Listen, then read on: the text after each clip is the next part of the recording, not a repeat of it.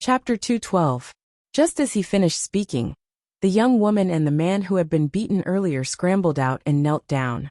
If it was now, even though they knew it was a disaster, if they could avoid it, they probably wouldn't want to come out. However, they were unlucky enough to be implicated. Could they deny that they were from Marquis Chongping's household? If they didn't come out, even if they hesitated for a moment, they would probably be betrayed by the gazes of others. This subject's Chuisher from Marquis Chongping's household greets Your Highness. May Your Highness live for 1,000 years. After speaking, they knelt on the ground, not daring to raise their heads or speak. Their trembling bodies betrayed their true emotions. Marquis Chongping's household, Li Hongyuan murmured. Marquis Chongping's household is in decline, but the Chui clan still has some foundation. Even if they don't have any foundation, they should at least put on a show. They don't even care about their face anymore, producing such a thing? Just based on that girl's attitude, she didn't have the slightest bit of modesty that a noble family should have. Even if they were in decline and couldn't support themselves financially, they shouldn't have lost their strength of character. The Chuisher's face could be said to have been completely thrown away.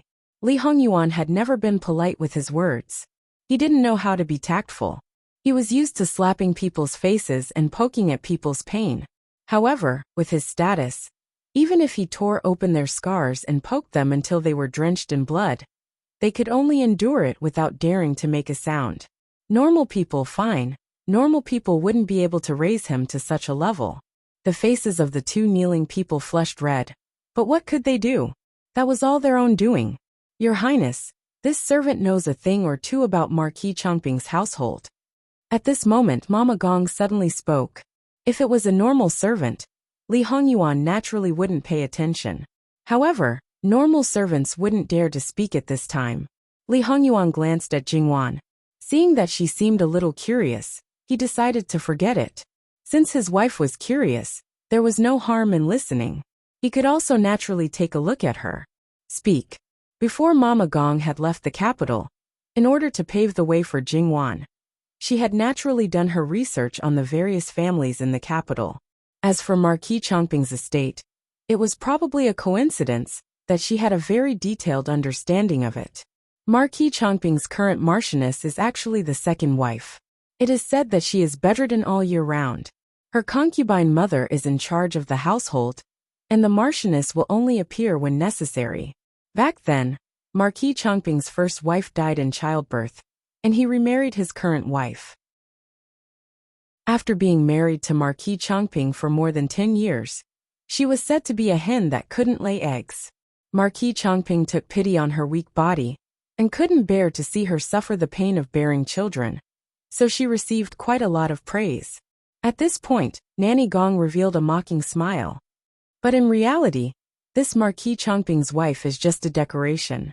She usually doesn't appear, not because her body is weak, but because she is imprisoned in a small courtyard in the Marquis's estate. Everyone was in an uproar. Outsiders had mixed opinions about the Marquis of Chongping. Some said that he was easily swayed and had a weak personality, while others said that he valued relationships and had a tender heart for the fairer sex. So it wasn't like that at all. However, looking at the deathly pale faces of the people in Marquis Chongping's fu, this might be true. Li Hongyuan twiddled his fingers. He never cared about irrelevant people. Continue. He spoke casually. Marquis Chongping has a beloved woman. This person has nothing but a face. Wasn't this saying used to describe our Jin Qinwang? He really dared to say it. Everyone carefully peeked at Li Hongyuan, but seeing that his expression was normal, they couldn't help but silently criticize him. Marquis Chongping was so infatuated with her that his first wife died in childbirth. Because that woman also gave birth on the same day, all of the midwives and doctors were taken over by that side. However, I don't know if her life is strong or not, but her mother died while she lived well. It seems that it is this young lady. Nanny Gong's gaze fell on Miss Chui, who was in an unusual sorry state. Her emotions couldn't be seen. That woman's life doesn't seem so good. So many people suffered, but the child she gave birth to died prematurely. Everyone pondered over these words. The more they thought about it, the more they felt that it wasn't right, especially the man who was still kneeling. His expression was abnormally ugly and filled with deep hatred. He didn't know that his own mother had died like this. How could his father be so ruthless? That was his first wife. Marquis Chongping's beloved concubine lost her child and had a transference effect towards the first wife's child. She begged Marquis Chongping to let her raise the child for the time being. Marquis Chongping pitied his beloved concubine and pitied the fact that the child was born without a mother, so he nodded and agreed. This first wife's child was raised by a lowly concubine. They had always had a deep mother-daughter relationship. Even when that woman gave birth to another child, this didn't change. This young lady had always called her mother. A child raised by a woman without any merit, not knowing the rules, not following propriety, not knowing shame and not following etiquette, can be understood. Many people's gazes fell on Nanny Gong. Her ability to trample on people was quite impressive. Originally, without the first wife as a stumbling block, everything was perfect. However, as a marquis, how could he not have a wife to hold the fort in the marquis's household? A lowly servant of unknown origin naturally couldn't be made the marquis's wife. However, if he were to remarry, what if she made things difficult for his beloved concubine? Thus, he carefully selected someone who was willing to be a puppet. The second wife of the Marquis of Chongping was only willing because Marquis Chongping wanted to repay her kindness. This young lady took a thief as her mother, humiliated her own brother, slapped her own sister-in-law in public, and even acted like an elder sister to that thief's child. Nanny Gong's gaze fell on the kneeling man again. As the Marquis's eldest son, any servant can trample on him. When he reached the age of marriage, I married a merchant's daughter for money. I even glorified it by saying that she was my benefactor in the past. As a person, I can't be heartless. Thus, I didn't despise her status, and even let the eldest son marry her to show my benevolence. Under normal circumstances, a merchant's daughter wouldn't be qualified to be the Marquis's eldest son's concubine. The two kneeling people, the Marquis Chongping's eldest son and eldest daughter-in-law, had been afraid before, but now they were unwilling and in pain. There was also the shame and embarrassment of having their wounds torn open. As for this merchant's daughter, she was only an unfavored concubine's daughter. She looked like she had a large dowry, but not a single copper coin went into her hands. After all, that was only a transaction between the Marquis's household and the merchant's family. They gave up money to buy the path they wanted. How could they give up a beloved daughter to a man with no future to speak of? Fortunately, this merchant's daughter, other than her soft nature, and only knowing how to swallow her anger, is still passable in other aspects. The husband and wife pair supported each other, and could be considered harmonious. TSK, this was countless times more exciting than the play on the stage. Marquis Chongping's second son, born from his beloved concubine, was recorded under the Marquis's wife's name at birth. He was raised in the name of the first wife. It is said that he is distinguished and elegant, with brilliant literary talent. Logically speaking, with today's situation, he shouldn't be absent. Everyone looked around. Over here! Someone shouted, following which, a path opened up in that direction. It's not my fault, it's not my fault. Probably because he was in the middle of puberty, his voice sounded like that of a duck, and there was even a hint of sobbing. Someone seemed to want to push him out, but seeing no one appear after a long time, one could roughly guess what state he was in. This time, without Li Hongyuan needing to instruct someone, a guard from the front of the mountain dragged the person over. He looked to be only 13 or 14 years old, but at this moment, he was hugging his head tightly, wailing loudly. It's not my fault. I'm not from the Marquis's household, I'm not. Everyone looked at each other. In order to not be implicated, he even denied his own identity, his family's ancestor? Wasn't this too much of a coward? Those who originally knew him, and even had a good relationship with him, were all ashamed to see him at this time. This youth was thrown a few steps away from Li Hongyuan. Li Hongyuan looked down from above. That gaze was like looking at an inanimate object. Being so secretive, is it you who can't be seen, or is it Ben Wang? When they wanted to nitpick, they would definitely say that everything they did was wrong. The youth was kicked, clearly wanting him to remove his hand, but he still hugged his head tightly, covered his face and shivered. Moreover, there was a puddle of water on the ground. Someone exclaimed, and then hurriedly retreated. Probably no one would know that the reason why this person was so afraid of Li Hongyuan was because last year, he was audacious and self-righteous. Or it could be said that a newborn calf was not afraid of a tiger. He thought that even if Jin Qinhuang was a Wangya, he could not be lawless. He courted death and came to provoke him. The result was naturally ruthless, and he was clearly told that if he dared to appear again, he would be completely crippled. The people around Li Hongyuan had many tricks up their sleeves. This second young Master Chui's psychological shadow had not disappeared until now. Seeing Jin Qinhuang, this shadow was instantly magnified 10 times, 100 times. He was terrified to the extreme, pissing his pants in terror, and not daring to let Li Hongyuan see his face. In fact, he was purely thinking too much. In the sea of people that Li Hongyuan had taught a lesson, he did not have the effort to remember who a small fish or shrimp was, or what kind of face he had. Even if the people around him remembered him well, they would not remind Li Hongyuan when they had nothing to do, because that was not asking for credit but seeking death. Li Hongyuan's face was dark. He reached out to grab Jingwan's hand and walked away. Clean it up. Everyone here was a noble person. If they were tainted, they naturally could not stay. Jingwan was pulled away by Li Hongyuan. In this public place, even husband and wife scrupulously observed etiquette and would not be so intimate. Jingwan tried to pull her hand back, but the result could be imagined. Jingwan also could not make too big of a movement, otherwise it would only attract more attention. After entering a pavilion not far away, he sat down and motioned for Jingwan to sit next to him. Jingwan looked at him. Many thanks to Wangya, but it is inappropriate for this subject to stand. Li Hongyuan didn't say anything. He just stared straight at her. This matter was not over yet. The related people could not leave, and the unrelated people did not want to leave. Being in the center of everyone's attention, Jingwan's scalp was a little numb. She was a little resentful towards Li Hongyuan, but more than that, she was helpless. Competing with this person, she would probably always be the loser. If the stalemate continued, the situation would only be more awkward. Many thanks to Wangya. Jingwan could only thank him, and then, as far as possible, she distanced herself from him. Ben Wang said, "You and Ben Wang have the same honor," Li Hongyuan said after she sat down. Jingwan smiled. Sitting down, she was a lot calmer. This scene naturally stung some people's eyes. Even when he was her fiancé, he could not be so close to her. They had to take into account her reputation.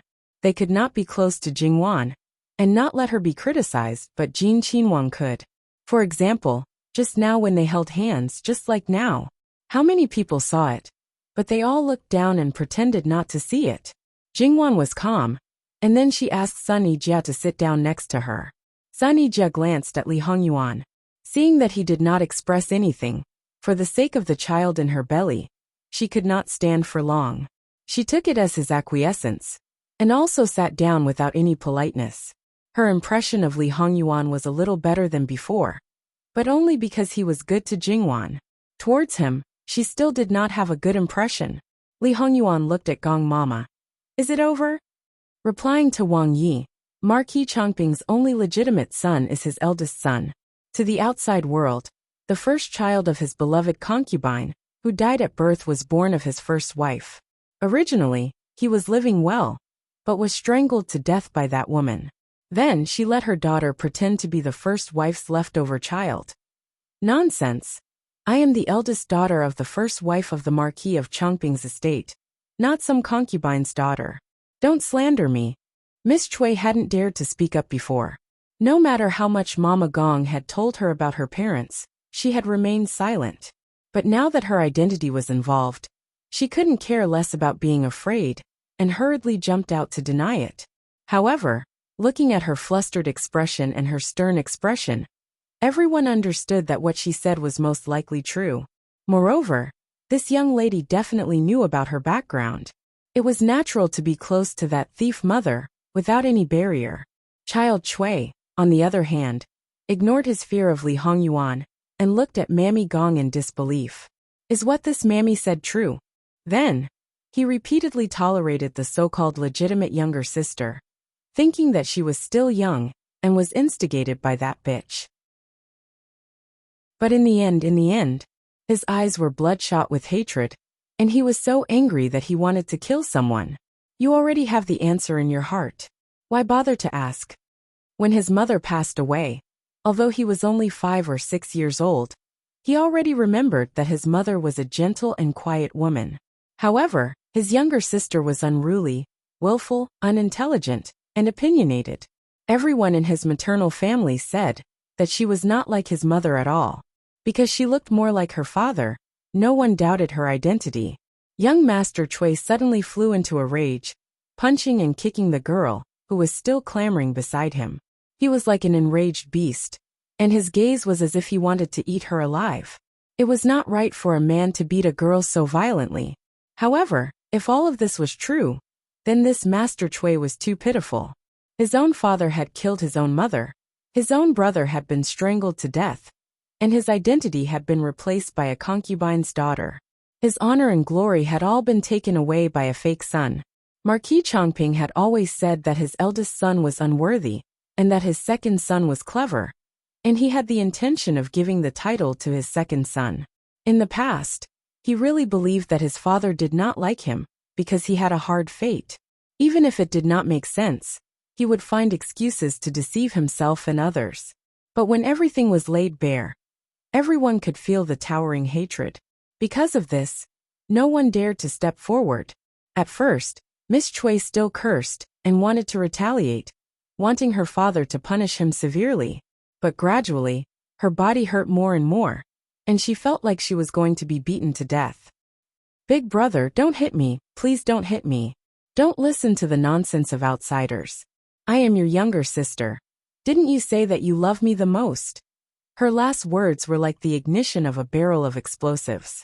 She was sometimes cold and sometimes warm to him. Now that he thought about it, it seemed that she would only get close to him when she needed him to be the scapegoat. The rest of the time, she would act high and mighty. He thought that he had to please that woman, so he had to do this. But the truth was that he was too stupid. He had mixed up the act with his true feelings. You be*tch, be*tch. You deserve to die, deserve to die. This ruthless kick caused him to spit out blood. Jingwan frowned slightly. She glanced sideways at Sun Yijia in her stomach. This kind of violence and blood was not good. Li Hongyuan saw Jingwan's reaction. Enough.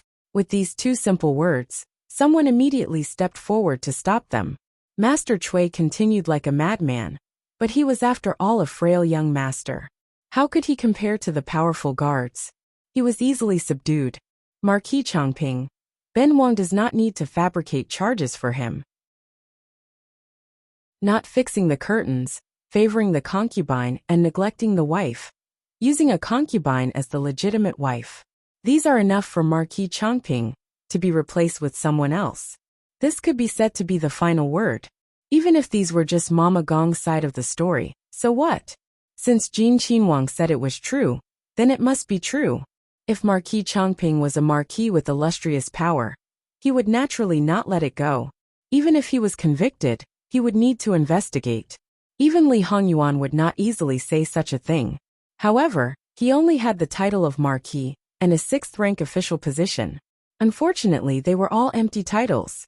As for the other clansmen of the Chui family, in reality, they vaguely knew that their future would be broader if they were further away from Marquis Chongping Fu. As for that second Master Chui, who was so frightened that he wet his pants, they did not know if he was really dealt with. In any case, he did not appear again. The rest of the matter had nothing to do with them. Whether it was a demotion, or a replacement, it was all up to the emperor. Li Hongyuan waved his hand, letting them disperse and do what they should do. Even Sun Yijia's eyes were clearly trying to chase him away. Sun Yijia could not help but twitch her mouth. Jingbua, what were you drawing just now? Can I take a look? I'm not done yet. Why don't you come with me? You can't stand for too long. I'll have someone add a seat for you. Even if Luo Jingbua was a blockhead, he was not completely blind. What's more, he had already experienced the atmosphere between his younger sister and his future brother-in-law, that did not allow others to disturb them. If he forced himself to stay on the side, it would only cause him heart-piercing pain. Okay, I haven't seen you draw outside. He wanted to chase her away. She did not want to stay here. Outside the pavilion, Chen Jingmin and Sun Yilin had not yet left. These two brothers were in the same boat. Sun Yijia tugged at her elder brother, while Luo Jingbo directly hooked his arm around Chen Jingmin's neck and dragged him away. He did not want to arouse suspicion and cause unnecessary gossip, so he went along with the husband and wife. However, his footsteps were a little heavy, and it was difficult for him to raise a smile on his face. When it came to matters of the heart, it was useless to persuade them too much. They had to walk out on their own. Then, the servants also retreated far away. After all, they were outside, so Li Hongyuan did not go so far as to touch her. He only tilted his head and looked at her, as if she would be satisfied as long as she looked at him like this. There was nothing to distract them. If they were stared at for too long, it would be easy to get embarrassed. It was better to hug intimately in private. Jingwan wanted to rudely slap him away, but if she did, she would probably be in trouble. He indulged her in private, and she could casually scratch and bite him in bed. However, she could not do it in public. If she offended him in the slightest, not to mention other things, she probably would not be able to pass the trial of noble consort Su. Li Hongyuan had always been good at reaching for a yard after taking an inch, and he was even better at taking advantage of people's weaknesses. Because he knew that she had scruples, he became more and more unscrupulous. He knew that it was not good to touch her, so he let her get up and sit on the other side of the table. Li Hongyuan turned around, supported his chin with one hand, and continued to look at her calmly. Probably because his back was completely facing the person he did not want to do, his eyes became more and more unscrupulous. They were gentle and affectionate, but there was also a naked desire. That gaze was as if he wanted to strip her naked. "Prince, can you not look at this subject's daughter like this?" Jingwan curled her lips, but only Li Hongyuan knew that she was gnashing her teeth. Actually, this husband would like to see how beautiful Wan Wan would be in such a place without an inch of clothing. Jingwan's face flushed red. She was embarrassed and angry. "Pervert," she said hatefully. Li Hongyuan curled his lips into a charming smile. "Wan Wan, only today did you know that your husband is a pervert? I thought that you should have known on the 17th of May. However, Wan Wan can't blame this husband. You can only blame Wan Wan for being too delicious. Moreover, this husband has not eaten enough until now. Alas, Wan Wan, why don't you feel sorry for your husband?" Jingwan's face was like a color palette. She thought that she had a glib tongue, but when it came to such a perverted topic, she could only fail miserably. "Shut up. Also, you are not a husband yet. A fiancé is also a husband." "Oh, is that so?" Jingwan put on a fake smile. "In that case, you are only the third husband." Jingwan spoke quickly and regretted it as soon as she finished speaking. She saw a certain someone's face become gloomy in an instant. The temperature seemed to have dropped several degrees, and she even felt that ice was about to fall. His face changed faster than flipping through a book. She did not forget why he went crazy last night. In the end, she was the one who suffered. This person would really kill someone without a word. It was definitely not a joke. It was really tiring to meet such a person who treated human life as grass. "Are you on?" Jingwan softened her tone. Li Hongyuan smiled again, but it was a gloomy smile. "Are you on? Are you on? I am still your 8th wife. We are even, right? Even, the ones before you don't care about me, but the ones before me don't give up on you. How can we be even? Last night, you said that you might not be able to see them, and today, hey, you can't be like this. How can today's situation be confused? Is it possible that in the future, where they are, I have to stay far away from them? Why? She did not do anything shameful. Indeed, you should not avoid them. They are not qualified, so you are not allowed to casually kill people." Jingwan said immediately. "Wan Wan, who are you to say this? Even if Imperial Father says not allowed to me, it may not be useful." Jingwan pursed her lips and did not speak. Li Hongyuan's cold air was restrained a little. Sure enough, It was still too early for her to be unscrupulous towards him. Some words couldn't be said too much. If he wasn't careful, she would probably shrink back and become self-disciplined. Don't worry, I will not easily take their lives. In other words, he probably would not let them go easily. Was it because of possessiveness or jealousy? Or maybe it was both. Don't go too far. I only had one engagement with them, that's all. She really could not let go of this man and quarrel with him. Jingwan showed weakness. Li Hongyuan knew when to stop. It was not worth quarreling with outsiders. I estimate that we will return to the capital in 10 days at most. After that, it will be the Mid-Autumn Festival. Wan, you will have your adulthood ceremony before the Spring Festival. After the Spring Festival, we will get married. She didn't know if it was because his expression was too gentle, or if there was too much expectation in his eyes, but Jingwan subconsciously nodded. Okay. After she agreed, she was stunned for a moment, but then she smiled in relief.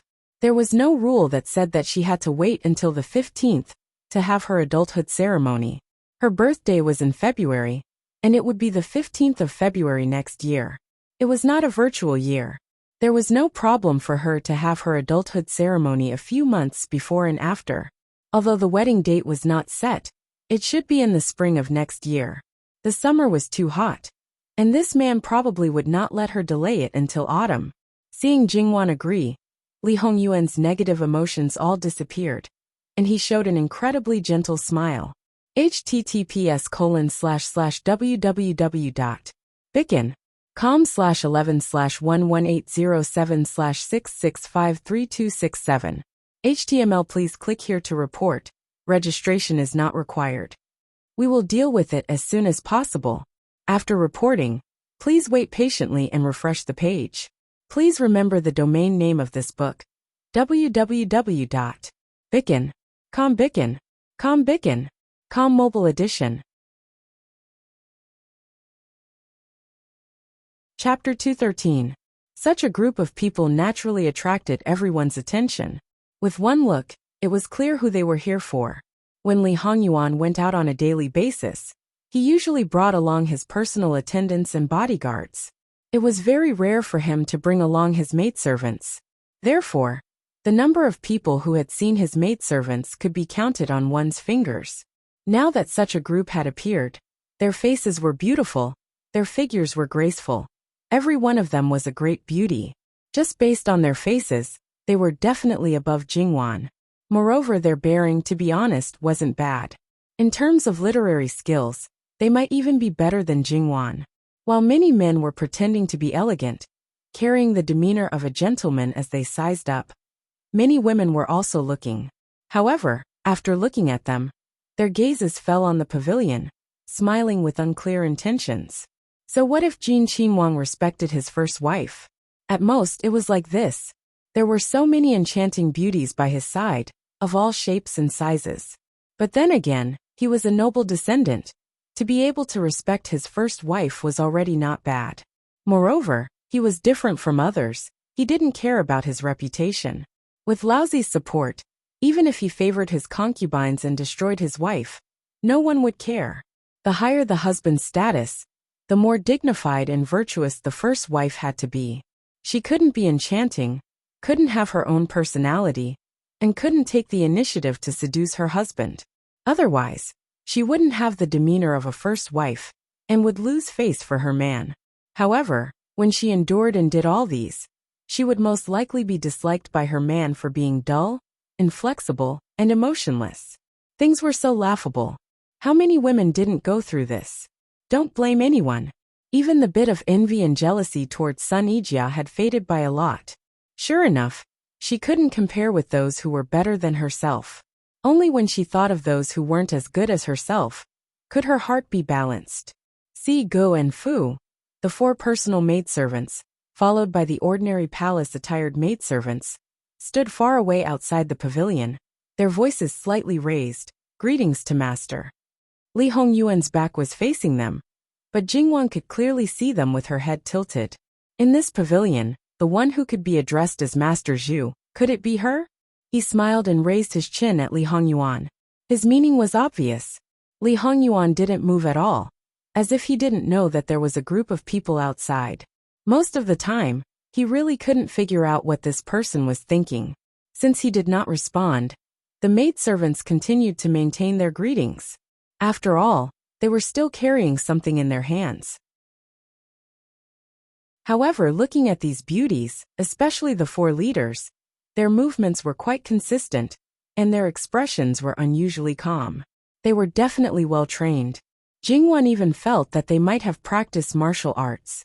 After all, they were somewhat similar to Bai Xiao. This subject's daughter saw that they seemed to have brought a lot of delicious food. Does your highness not plan to let this subject's daughter have a taste?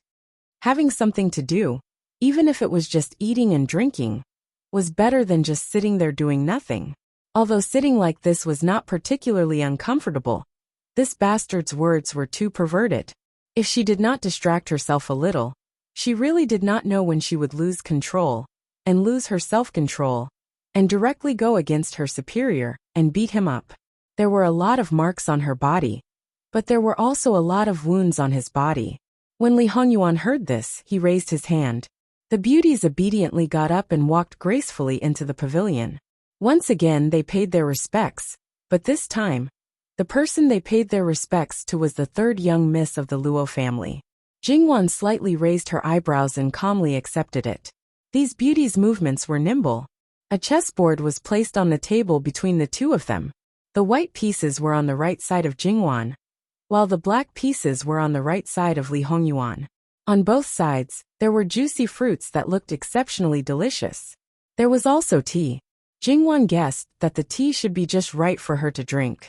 Another short table was set up on the side, and more processed fruits were placed on it. The whole process was silent, and they even lowered their eyes, not even glancing at each other. These servants do not know Miss Luo's taste. If you like to eat something, or if you don't like to eat something, just tell these servants. Perhaps Miss Luo is more accustomed to having her own people to serve her. It would be best to call Mama and Jiejian. Qingshi said softly. Her attitude was respectful, as if Jingwan was their master, and the real master, Li Hongyuan, was just an outsider. This scene, no matter how one looked at it, was a bit strange. Jingwan's expression did not change. She looked at the things that were within her reach.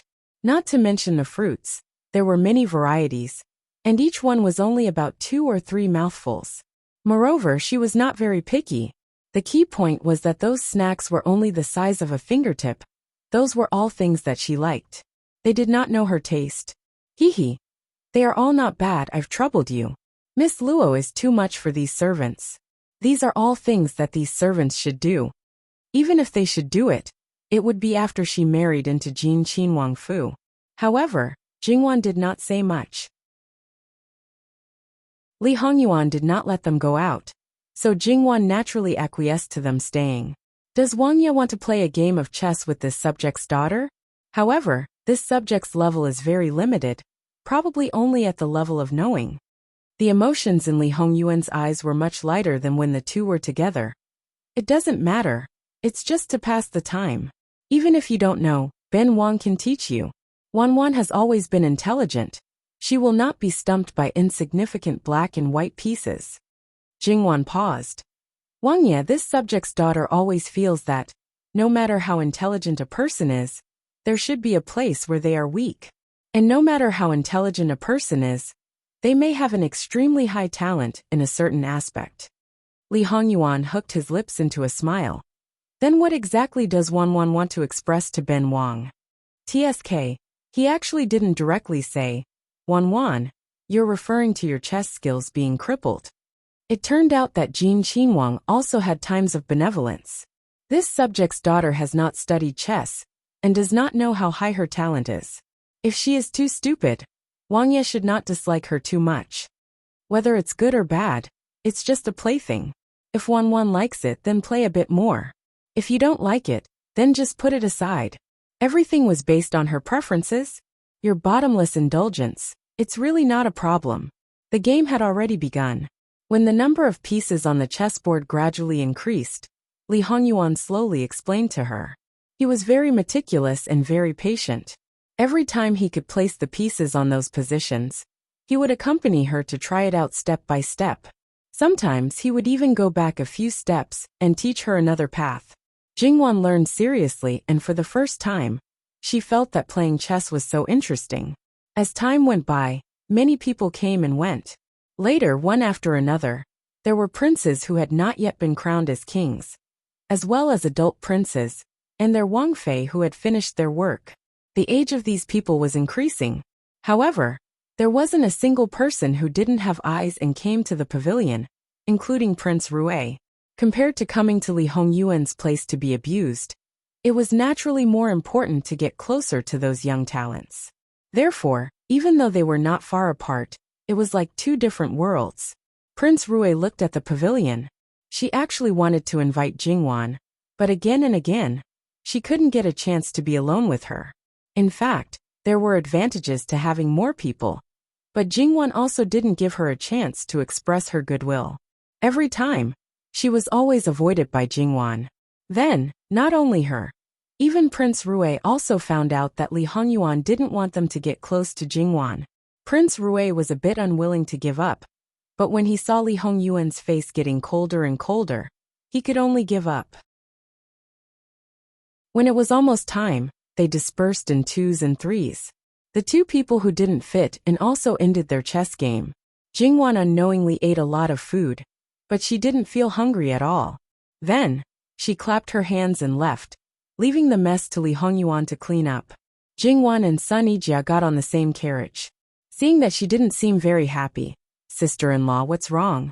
Your third brother's picture of a carp playing with a lotus was taken away by Prince Rui. That painting, I like it very much." Jingwan was silent. The other person had a high position, and was also shameless. If he wanted to leave, there was no way. But, how about I ask Prince Jean to get it back? In any case, that scoundrel was even more shameless. Whatever he wanted, there was probably nothing that he couldn't get. Sun Yijia stared blankly. Looking at Jingwan again, she already had a bit of ridicule. "There's no need for that. But you and Prince Jean." Unfinished words couldn't be spoken, could only be understood. Jingwan didn't mind. It was just a game of chess, nothing shameful. Since it was a literary gathering, it naturally couldn't just revolve around one or two people. Jingwan didn't know, but Sun Yijia had seen many masterpieces of poetry. There were also some calligraphy and paintings that weren't lacking in top quality. Except for a few people who harbored such thoughts, most of the others were very satisfied. In fact, Sun Yijia was also very satisfied. Just like before they came to avoid the summer heat, Jingwan had said, "Show off one's husband." Today she really did intentionally or unintentionally fiercely show off. It wasn't that she did anything, but Luo Jingbua unconsciously did a lot. Not to mention that he always carefully protected her. Even when he was painting, he would occasionally glance at her, as if he could only feel at ease when he saw her sitting steadily by his side. That posture wasn't fake. Moreover, even if someone deliberately faked it, they wouldn't be able to reach his level. Don't know how many married and unmarried women were jealous to death. Jingwan's misery couldn't heal the hurt in their hearts. "That's right, I didn't see Wan Fangfei today. It is said that she has already been sent to Prince Zhongfu." Jingwan's reaction was flat. In fact, she knew some things about Wan Fangfei. It was quite miserable, but that was enough. In the future, it would have nothing to do with her. On the 5th day, they received the imperial decree to return to the capital. Every family began to pack up and set off 2 days later. On the way back, it was very peaceful. Perhaps they didn't want to stay any longer and cause more trouble. The journey was also a lot faster. Compared to when they came, they used 1 day less to reach the capital. https://www.bicken.com/11/11807/6653269. HTML chapter error. Click here to report. No registration required. We will deal with it as soon as possible. After reporting, please wait patiently and refresh the page. Please remember the domain name of this book: www.bicken.com. Bikugo mobile reading website, m.bicken.com. Chapter 214. When the emperor returned to the capital, The officials naturally lined the road to greet him. Emperor Lichengdi was kind. He knew that the journey was tough, so he dispersed when it was about time. At the same time, the officials who had nothing important to do could go to the court in advance. In this way, the two heads of the Luo family returned. Except for those who couldn't go out, such as Luo Rongping who was paralyzed in bed and little Wang who was in confinement, everyone else waited at the door. When they saw the two elders, Luo Rongwen led them to kneel and greet them back. Luo Peishan, on the other hand, was as elegant as ever with a hint of indifference and a hint of calmness in his dignified manner. Most of the time, he had such a face, so it was not strange to see him like this. As for old Madame Luo, she was also wise and calm. She did not shed tears when she saw her son and grandson, after 2 months of separation. One must know that when she brought Jingwan to the capital, she did not show much emotion even after a few years of not seeing her. Everyone was also used to the two elders only treating Jingwan as a treasure. They were all in the state of grass. Now no one in the Luo family really cared about this. More or less, they hid it in their hearts and didn't show any clues. They wouldn't do anything they shouldn't do. It was purely looking for death.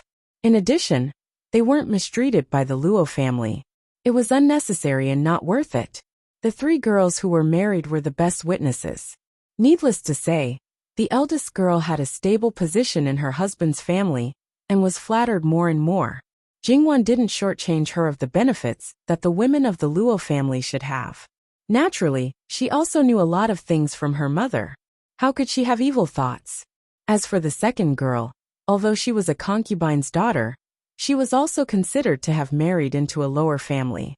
She was backed by the big tree of the Ministry of Official Personnel Affairs, and didn't have a bad relationship with her family. Luo Peishan also gave her husband's family a certain amount of support.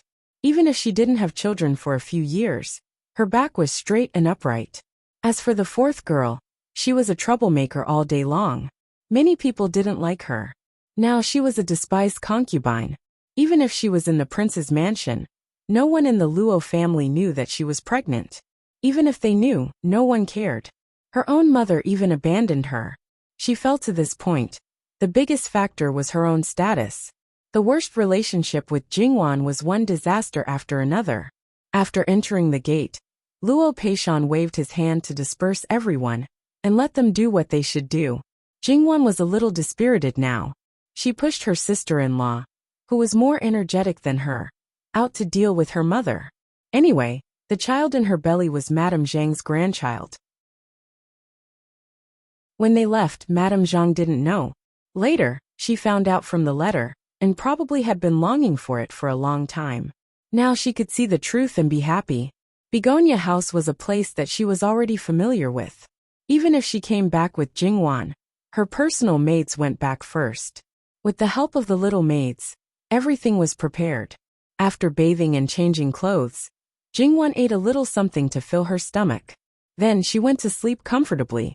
When she woke up, she would probably be revived with full health. After waking up, Jingwan was indeed revived with full health. However, her mood was actually not so good. After waking up in their own territory, they saw a weak and soft girl with timid eyes, who seemed to be frightened by the slightest movement. You just looked at her, and she looked like she was about to cry.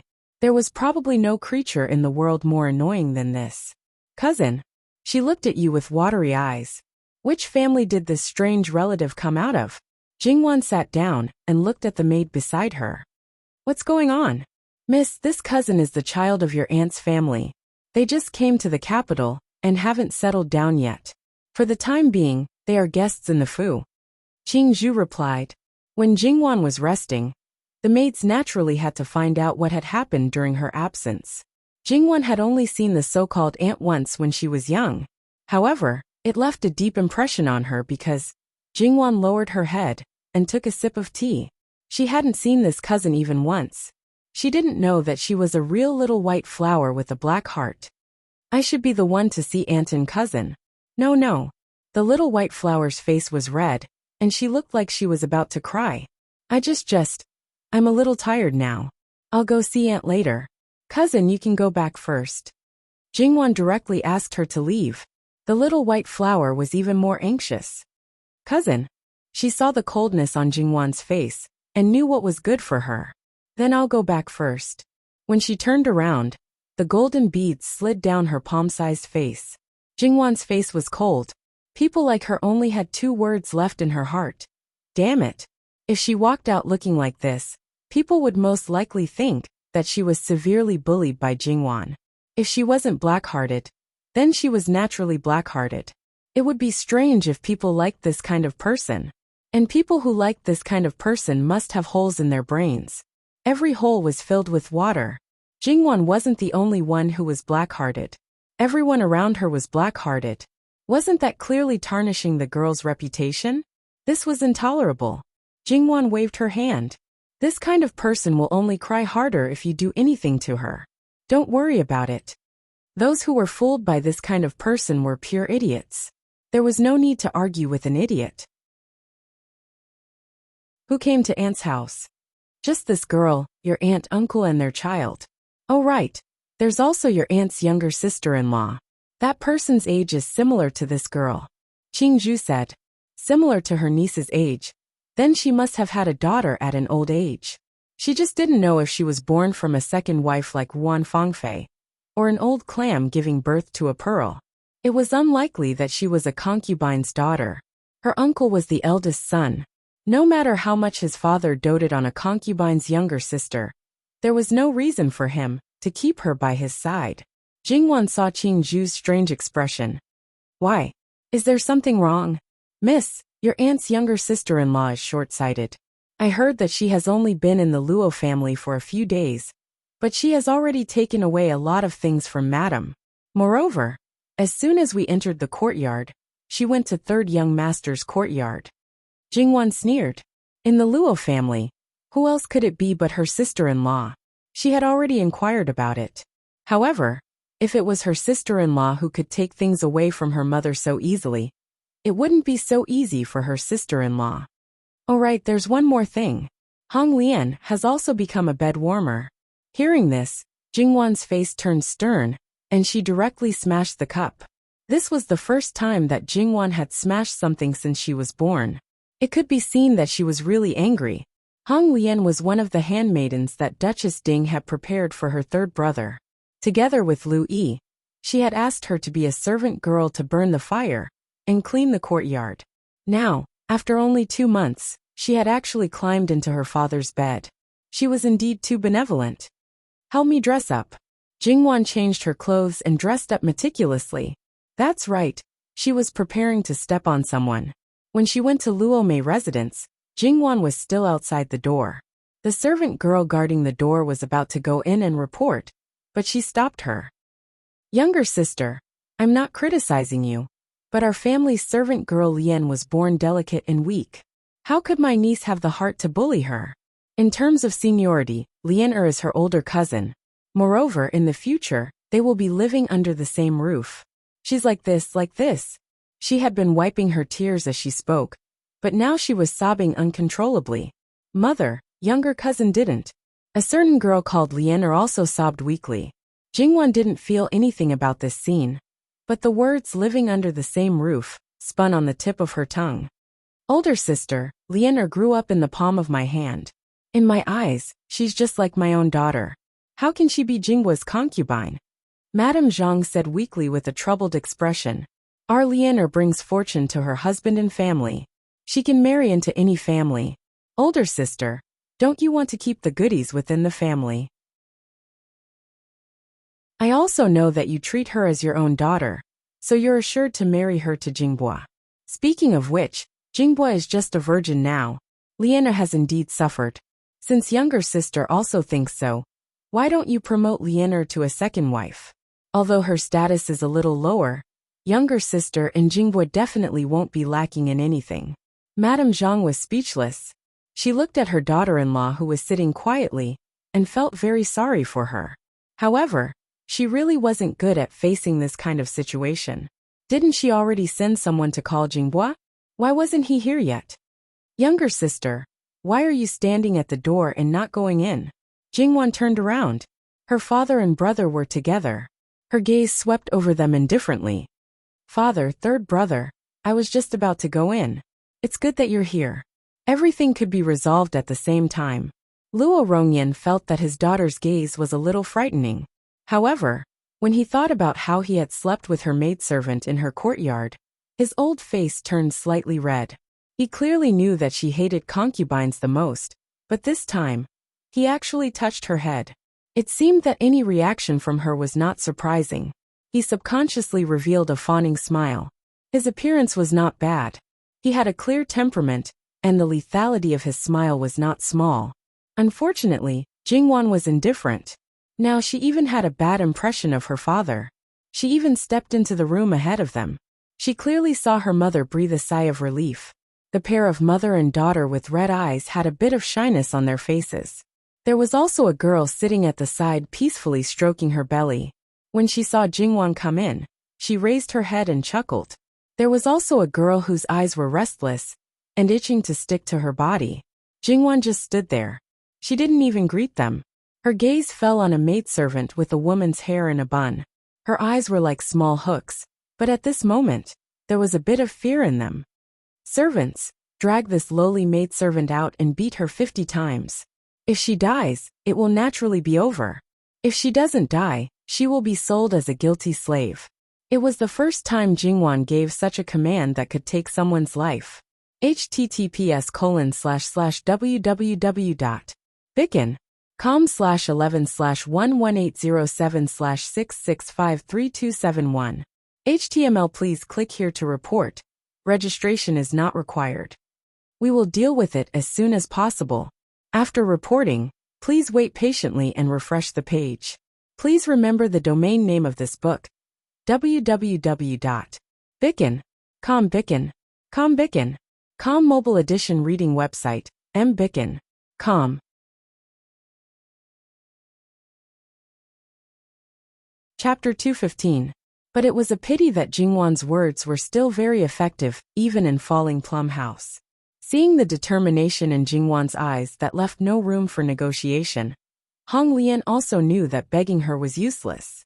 She rolled and crawled to Luo Rongyan's feet. Second master, save this servant. Miss wants to beat this servant to death. In any case, this servant is your person. Miss is completely not putting you in her eyes. Second master. She dared to drive a wedge between them even at the brink of death, and did it so brazenly. But did he care? Of course not. Sun Yijia seemed to have just discovered Hong Lian's existence, and seemed to have finally recognized her. Even if someone forced her husband to be a concubine, she would not be affected at all, because she knew what the final result would be. But now she was strangely angry. Her face was frosty. She was not only targeting Hong Lian, but also her mother. What kind of mentality did she have at that time to choose such a person for her?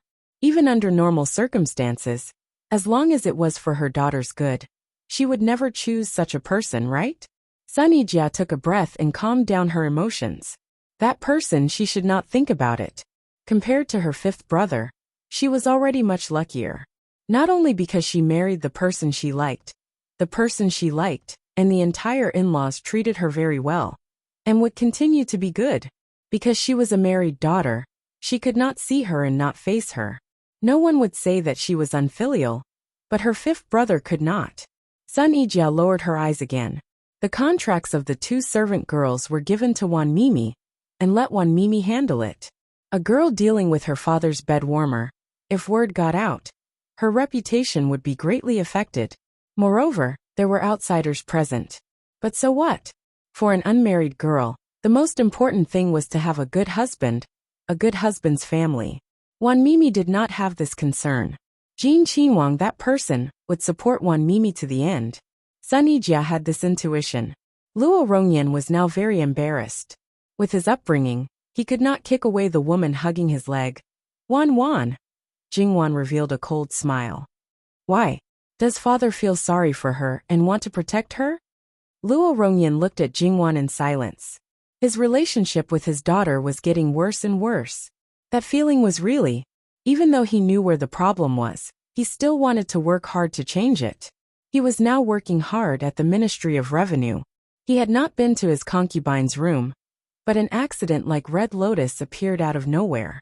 He originally thought that since she was a member of his daughter's courtyard, and his wife was so soft-hearted, he wanted to wait for his daughter to come back and deal with it. His wife could be said to be obedient to his daughter. But now it seemed that he should have dealt with it earlier. Wan, you're thinking too much. What are you waiting for? Take him away. Red Lotus was forcibly dragged away by the two old maids who did rough work. Without this protective umbrella, Red Lotus seemed to be grasping at the last life-saving straw, which was almost at the level of a true saint. Madame Zhang. Madam, save me. This servant will serve you like an ox or a horse. Madame Zhang's eyes flashed, but when her daughter looked over, Madame Zhang moved her lips and did not say a word. Her daughter was so angry because she wanted to protect her. If she stood on the opposite side of her, wouldn't she not know what was good for her? Moreover, she always felt that if she spoke now, her daughter would probably ignore her in the future. She knew that she was not a qualified mother and could not help her child, so she could only strive to not be a burden. You probably won't be able to find the person who will save you. Jingwan looked at Red Lotus, who was clinging to the doorframe, and said coldly. Jingwan was not interested in finding out what methods she had used to climb into the bed. It was nothing more than that. She did not suspect that her father had taken the initiative to do it. He would not lay his hands on the people around his children. He still had this bit of moral integrity. Hong Lian's fear was mixed with overwhelming hatred. She cursed out loud, saying things like hypocrites, viciousness, thieves, prostitutes, and so on. Then, she was gagged and beaten viciously in the courtyard outside. Jingwan watched the whole process and saw Red Lotus's vicious eyes. She also saw the pain in Red Lotus's face during the beating. Although her mouth was gagged, anyone could feel that Red Lotus only had one breath left in her. Whether she could survive was not within Jingwan's range of concern. After dealing with Red Lotus, Jingwan's gaze fell on her aunt and the others. They seemed to be frightened. In the summer palace in Chengda, a girl from Marquis Changping's estate wanted to be third brother's concubine. I was not willing. That girl lost half her life, and probably will not be able to get married for the rest of her life. Her father, Marquis Changping, also gave his title to someone else. Jingwan said calmly. Although what she said was the truth, the meaning completely changed. She became the main culprit. If you are willing to lower yourself to become a concubine, then don't blame others for looking down on you. Outsiders aside, I don't care about people from other branches of the family. Let's talk about the second branch of the Luo family. Who dares to send a girl here to be a concubine? Let's sever the relationship first, then sign the slave contract. The first day that person enters, the next day, I will return him a corpse. You child. Madame Gu pointed at Jingwan with trembling fingers. But in the face of Jingwan's indifference, she knew that her previous methods would not work. So she pointed the finger at Madame Gu. As she spoke, she wiped away her tears. Younger sister, how can you teach such a good girl to be like this? A girl's 3 obediences and 4 virtues. Aunt, don't say such things. I was raised by grandmother. She is very satisfied with me. Are you questioning my grandmother? This is the Luo family. The head of the family is the minister of the Ministry of Official Personnel Affairs. Grandmother is not in charge of the family affairs, but no one dares to disobey her. You are just a relative of the Luo family. She is unhappy and drives you out. Is it you or her who is ashamed? Madame Gu's face turned pale. She did not dare to continue scolding her on this point. Also, don't cry. No one here can be appeased by tears and weakness. My father is not either. You don't know how ugly you are like this. You. Madame Gu became more and more agitated as if she had been touched. You resent my mother for robbing you of your marriage. It has been almost 20 years, but you still can't forget my father. Tell me, what will happen to you if uncle knows? Jingwan smiled, but her eyes were cold. She continued to scold her. The people in the room were very surprised. They looked at Madame Gu in disbelief. However, Luo Rongyan's expression was a little subtle. You are a girl. How can you make up such a story? You are really... Madame Gu said harshly. Her face became more and more pale. She seemed to have forgotten to continue crying. I am sorry. When you came to Qian Mansion, and stopped my father to talk about your feelings. I happened to hear it clearly, and saw it clearly. Do you want to know what I saw? Shut up, shut up. Because of this, even if I have only seen you once, I have a deep impression of you. Fortunately, my father is a gentleman. Otherwise, Jingwan's expression became indifferent, but it was more uncomfortable than direct ridicule. Everyone looked at Madame Gu as if they were looking at a dirty thing. It made her want to tear Jingwan apart. Sharp-tongued, disrespectful to elders, mean and insidious. Well, when we are out of the Luo family, you can spread whatever you want. If I frown, I will not be surnamed Luo. Aunt, I will give you one last advice. Don't covet what you shouldn't covet. Know your place. The Luo family will lend you a courtyard to live in.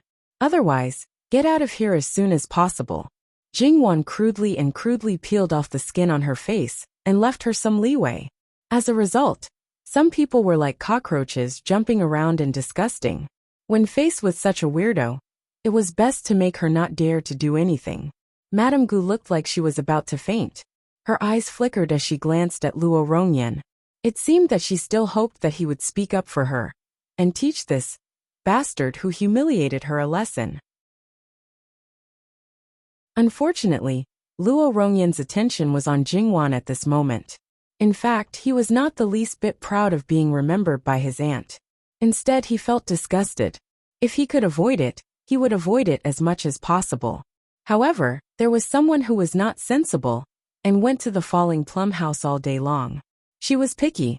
She said this kind of food was not delicious, but he saw her eat it all. She said this kind of food was not good, but her eyes were engraved with greed. She could not wait to take everything for herself. What's more, she said that her sister did not do well, and did not do anything right. If it were her, she would do so and so. She almost regarded herself as the hostess of the falling plum house. The most disgusting thing was that she pretended to be shy and weak in front of him, and cried at the slightest thing. And the daughter she taught, Madame Gu looked at her sister blankly. She was probably shocked, and could not come back to her senses for a long time. Mother. Wan, are you talking to me? Madame Gu came back to her senses, and immediately put her sister and whatever aside. She felt that her daughter was in a bad mood today, and had a bad temper. So she was a little cautious. In the future, if you meet people like Red Lotus again, directly kill them. Jingwan was unprecedentedly cold at this moment. How can that be? That's a human life. That's the person who stole your husband. Jingwan interrupted her expressionlessly. But, Madame Gu fiddled with the handkerchief in her hand and lowered her head. Her eyes were slightly red. Shouldn't a woman regard her husband as her sky and be virtuous and virtuous? According to what you said, there should be a sentence of to help the husband and teach the children. Since you only do half of it and only think about him, and throw the children aside, why can't you be more ruthless and thorough? Madame Gu was very helpless in the face of Jingwan's question. Things were completely out of her control. She was a little absent-minded, and seemed to be muttering to herself. Your father cares about me. Other people are just. Because I have you in my heart. I don't care about him having other people. Mother, do you know that I care about you the most, and that I only have you in my heart, and that other people are just playthings? That's the most disgusting thing. It's not even as good as a husband and wife who appear to be united, but are actually divided. In fact, sometimes I really wonder if you really love father with all your heart. If you really love him, then that lowly servant climbed into his bed, and you can actually stay by his side like nothing happened. Don't you feel uncomfortable?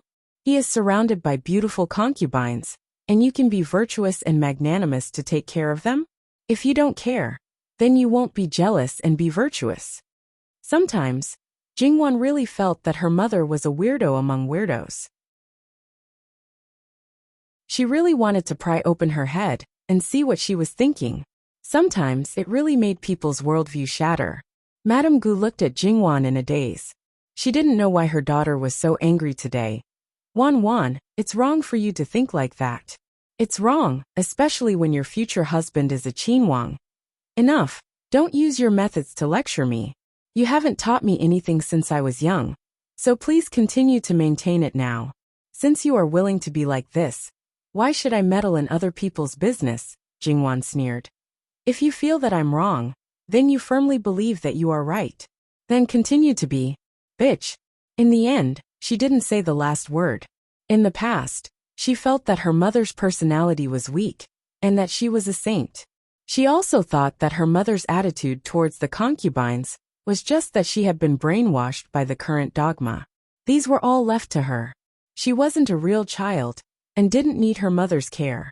But her mother's attitude towards Hong Lian made Jingwan unable to control her emotions, and directly exploded. Jingwan glanced at the other three people. What was the big deal about a servant who climbed into the bed? Another one was a married woman who was coveting her husband, and she was even his sister. The other party even had the idea of giving her daughter to her son as a concubine. She clearly wanted to climb up the social ladder, yet she still belittled her son. She even said that it was for her own good. How could she face such a person calmly, and not beat her up immediately? Her mother was indeed a deity that she couldn't understand. She could even hesitate to beat someone who might not appear again in the future. Then, she probably wouldn't do something like kicking her biological sister out of the house. Aunt, I hate this kind of person the most when you act pitiful and aggrieved. If you want to stay in the Luo family, stop acting like a ghost, or never appear in front of me.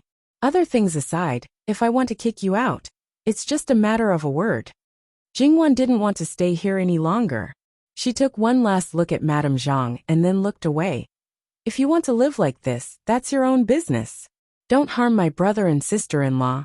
If you are soft-hearted and agree to be a concubine, don't blame me for falling out with you and not recognizing you as my mother. Sister-in-law, I have something to discuss with grandmother. Will you come with me? Sun Yijia looked at Jingwan with some worry, but didn't say anything. She stood up. Okay. Mother, daughter-in-law will take her leave now. She turned around and bowed to Luo Rongyan. It was the first time that Jingwan did such a rude thing. She directly walked around her father and left. Luo Jingbue didn't know about the matter of concubines, but he could roughly guess. Wasn't this a trap? He had to leave this place quickly. He attentively supported Sun Yijia. Sun will also take his leave. The husband and wife hurriedly followed out. Luo Rongyan stood there in a daze. His daughter had expected better from his wife, but she seemed to have completely ignored him. He always knew that his daughter didn't like concubines. He used to think that it was because of her mother, but later he knew that was only part of the reason. She hated these things from the bottom of her heart. He used to think that the relationship between father and daughter was good. After all, other people couldn't affect their blood relationship. It turned out that was not the case. Now it had turned into disgust. He always thought that his wife and concubines were harmonious, and he didn't have many children. Not to mention the younger ones, his eldest son and eldest daughter were extremely outstanding. He lived a carefree life, but he could get things that others couldn't even get. He was proud of himself, and even showed off to some friends. But now it seemed that he was actually ridiculous, a failure, and incompetent. Perhaps he was the kind of person that his daughter despised the most. Luo Rongyan came back to his senses and saw his wife crying silently. He knew that his daughter's ruthless words had hurt her. He knew that she loved him. There was no doubt about it. She didn't show much jealousy before, so he took it for granted. Thinking about his daughter's words, he suddenly felt that it was very abnormal. Aunt, please leave. In the future, we are relatives. Don't do unnecessary things to wear away our feelings. In the Luo family, mother loves Wanwan the most. If you really make her unhappy, mother will stand up for you without saying a word. How much do you think you are in my mother's eyes? Moreover, father respects mother. Mother has a great influence on father. Similarly, Wanwan is father's favorite grandson. As long as one was not stupid, who would not understand the meaning of these words? It was calmly stating a fact, but also a warning and a threat. She and her husband had brought their child and a sister-in-law to the capital. Could it be that they had traveled thousands of miles just to come here and have fun? Of course not. When the Zhang family and Luo Peishan formed a marriage alliance, Father Zhang and Luo Peishan were on equal footing. However, Father Zhang was only a fourth-rank official at the time of his death. His descendants were also mediocre. Luo Peishan was a first-rank official at the moment of his death. He was the head of the 6 ministries, the Minister of Personnel Affairs. He was extremely prominent. She should have a share of such wealth and honor. However, she should have been the one to discuss the marriage, but her sister took it away from her. How could he not be angry? You. Her voice was choked with sobs, and her eyes were full of pain. Aunt, don't be so pretentious. I chose the marriage myself. Luo Rongyan said coldly, Wanwan hates you. I hate you too. You're so pretentious, and you're already so old. Luo Rongyan was not a man who had tender feelings for the fairer sex. If she cried too much, he would feel unlucky. If you were stabbed by an ordinary person, you would probably get hurt and bleed.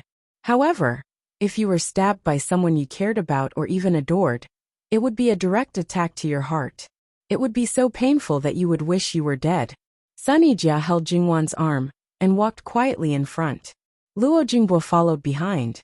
They knew that Jingwan was in a bad mood. Thinking about it, it was indeed quite infuriating.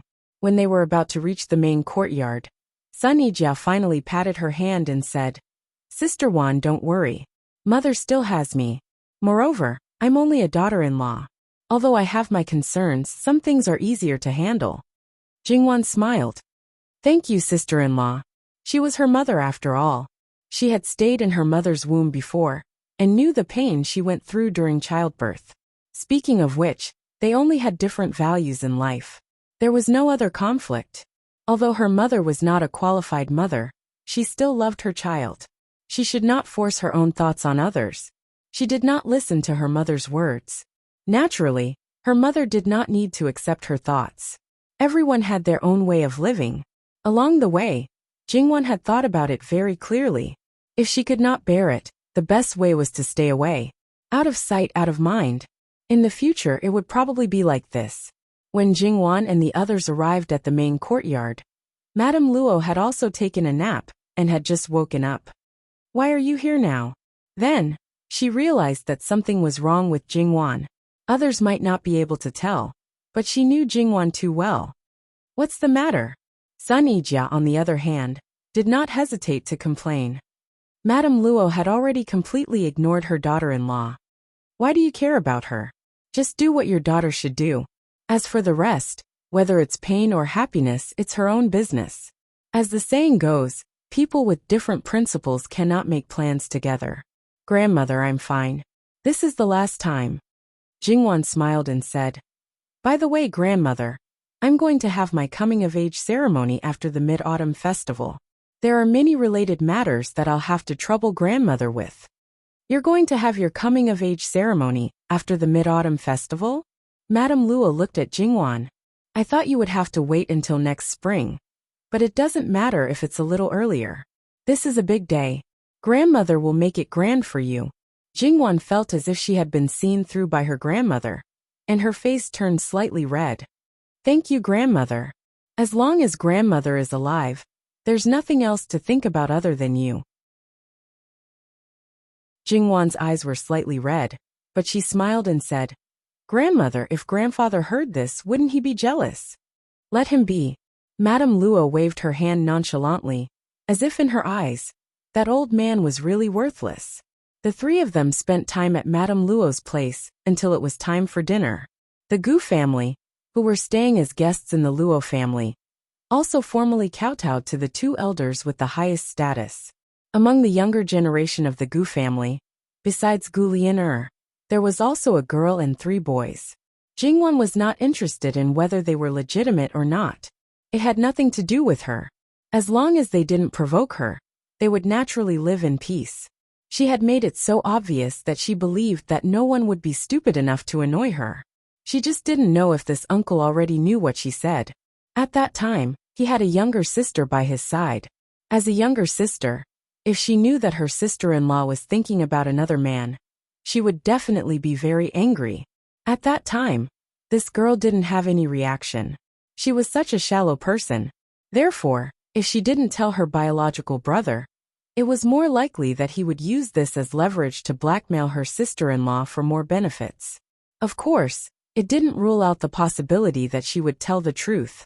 If this man wanted to use the Luo family, he would naturally endure it. After all, she was just thinking about him in her heart, and didn't make him wear a green hat.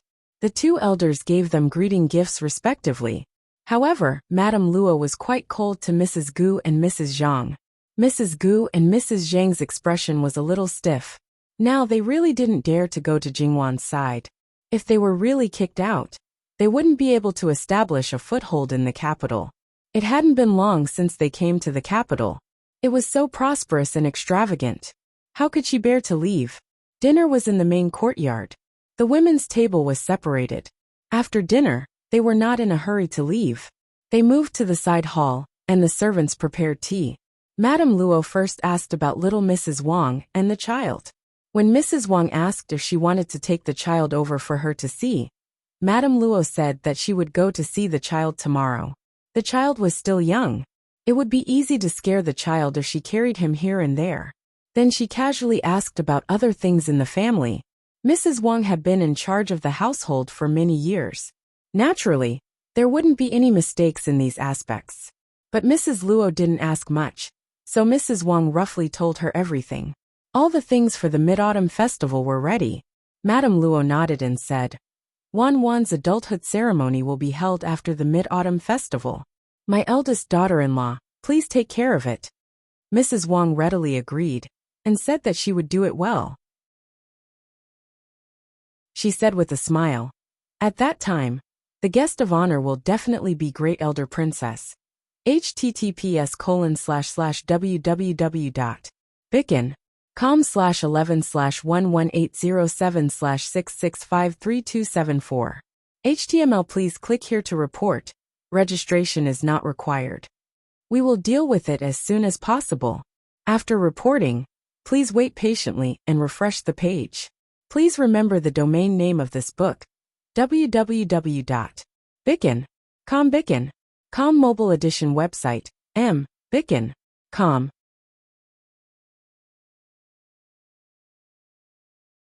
Chapter 216. Great Elder Princess was Jingwan's foster mother.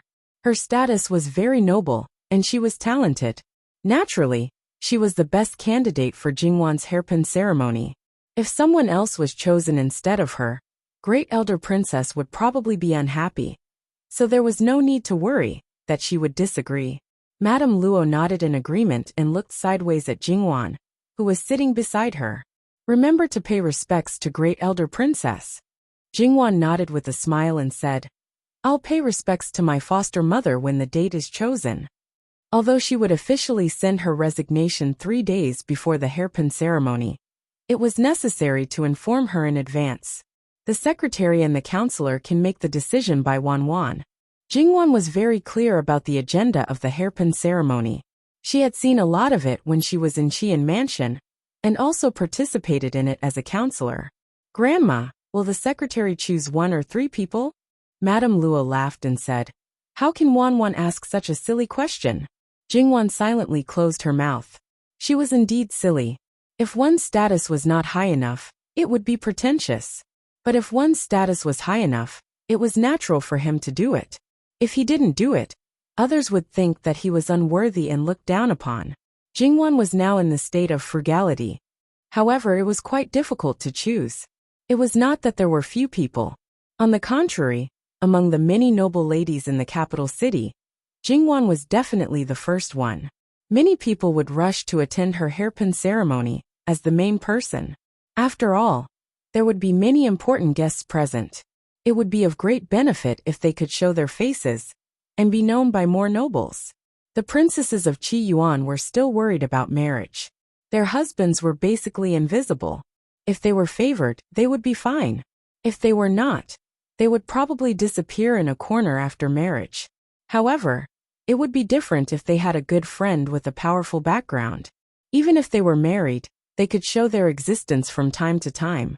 Among other things, if they could get Great Elder Princess's approval, they would definitely feel much better. Therefore, if Jingwan wanted to be extravagant, she could easily set up a group of princesses. Of course, Jingwan would not do such a thing. She was not familiar with those princesses.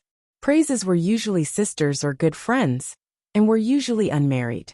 Jingwan already had an idea of who to choose. Zhou Shuang and Yuan Qiao Qiao would choose one. As for C, Jingwan did not know about other places. But in Qi Yuan, they would usually choose a young married woman who had not been married for long. In reality, this should be chosen by Jingwan's mother, Zhang Shi, or else old Madame Luo could also choose. At this time, Mrs. Zhang's heart was actually very sad. Her daughter was celebrating such an important day, but she had nothing to do. She also knew that she didn't have much ability, and if she wasn't careful, things might go wrong. However, she didn't receive any news about this matter before. Originally, she should have been the first to know, but she made her daughter sad. Not only could she not help her, but she also wanted her to protect her. In this way, even if she was ignored, she couldn't blame her for anything. Mrs. Zhang felt that something was wrong with the corners of her eyes, so she hurriedly touched her temples to cover it up. She put on a smile. At this time, she couldn't cry.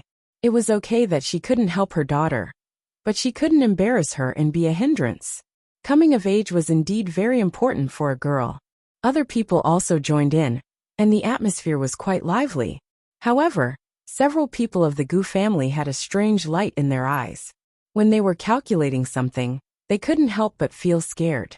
Although they had been in the Luo family for a few days and inquired about some things, they didn't know that the third miss was so amazing. Not only was she doted on by the two elders of the Luo family, but she even had the foster mother of Great Elder Princess, and was the future princess. They didn't even dare to imagine that she was so glorious and illustrious. Before they came to the capital city, the most senior official's wife they could meet was just a fourth-level official. At that time, Mrs. Zhang showed off a lot with the excuse that her sister's father-in-law was a first-level official. Because of this, she squeezed into the circle that she couldn't enter before, and others still flattered her. If her father-in-law was a first-level official, in fact, she would be more powerful than before. She stopped breathing for a moment, and her heart seemed to be gnawed by thousands of insects. She didn't know whether it was intentional or not, but she met Jingwan's eyes. Jingwan also said that the girl of the Lord Protector's manner was just. If you offended her, you probably wouldn't have a good end. Her heart couldn't stop beating wildly.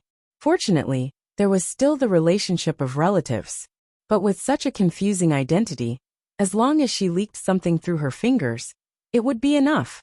After about an hour, they dispersed.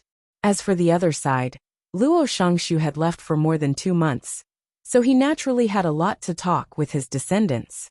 Originally, they had nothing to do with the children under the age of 16, but this time, all the children who had been enlightened stayed. It could be seen that Luo Shangshu really didn't mean to let them go at all. 2 days later, the coming-of-age ceremony was held. Jingwan didn't know that they were so serious just to choose the date of the coming-of-age ceremony, but they were busy for her sake, so Jingwan was grateful. It should be known that many unfavored girls had their coming-of-age ceremony in a hurry, and even some people didn't have such a solemn ceremony at all. For girls at present, the coming-of-age ceremony played an important role in motivating and encouraging them. Therefore, whether the family cared about it or not, it would have an immeasurable impact on them. The final date was September 6th, which was suitable for everything. The next day, Jingwan visited Great Elder Princess's manor and told her at once, which was also a show of respect to Great Elder Princess. For Jingwan, she could visit Great Elder Princess's mansion at any time, and there was no need to pay a formal visit. Every time Jingwan visited, Jingwan was the happiest one. As they got along for a long time, Jingwan liked this little girl more and more. "What are you here for today?" Great Elder Princess asked with a smile, drinking the flower tea sent by Jingwan. "What are you talking about, mother? Can't I come for no reason?" "I don't know.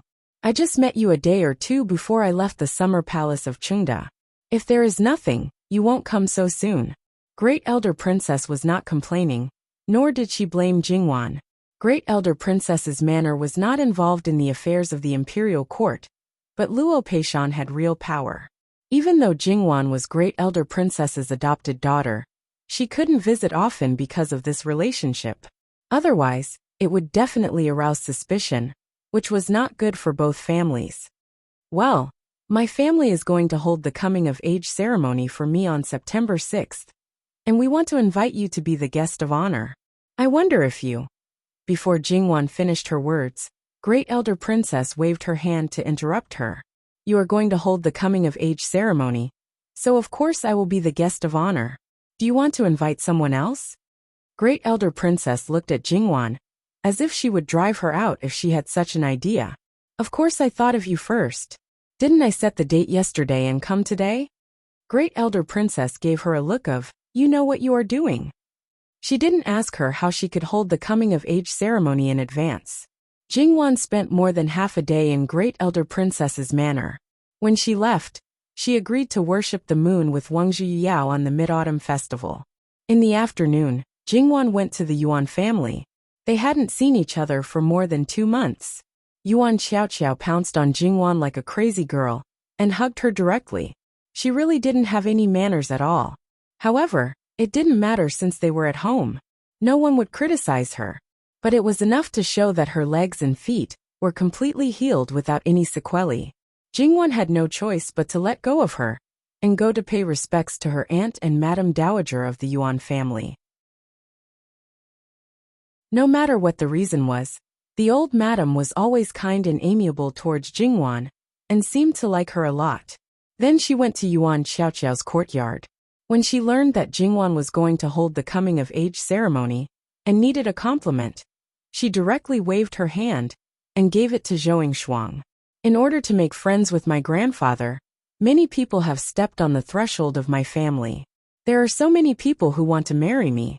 According to my mother and grandmother, there are many people who we didn't dare to dream of in the past. Now they are waiting for us to choose. I don't need to add to the limelight. When it came to her marriage, she was also careless. Although Shuang has been engaged, it's good to give her some confidence. You are the future wife of the prince. If her husband sees that you are on good terms with her, he will definitely be proud in the future. Well, it felt very good to be able to support others one day, although in essence, she was relying on others. Are you still going to Shuang's place? Let's go now. I want to take this opportunity to go out. My mother is very strict with me. Usually, she won't let me go out. If you are there, she will definitely agree. Yuan Xiaoqiao's temperament was relatively more outgoing. She would definitely feel uncomfortable being locked up at home. After asking for his aunt's opinion, Luo Ronghui agreed without hesitation. After leaving the door, Yuan Xiaoqiao complained to Jingwan. You are my mother's daughter. I begged her for half a day, but it was not as effective as a word from you. Sorry, Qian Prefecture is very far from the capital. Even if my mother took me from someone else, it would not be your family, Jingwan said with a smile.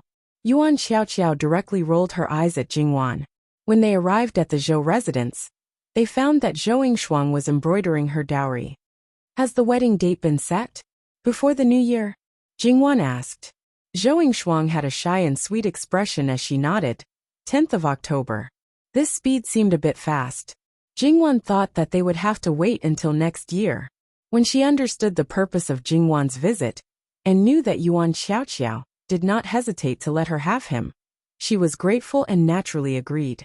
Thus, they spent another half a day at the Zhou residence.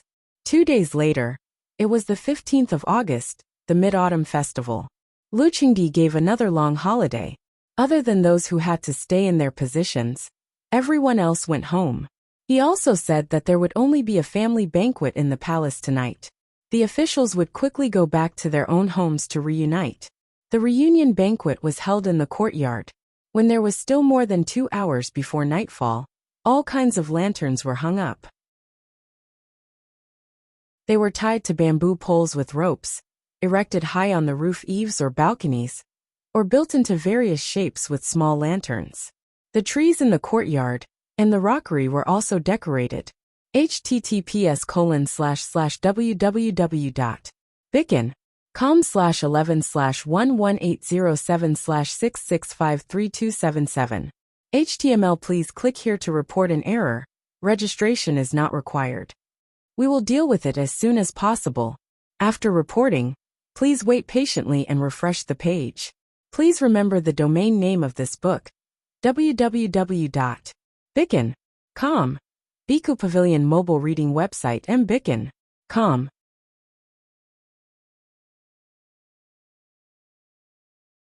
Chapter 218.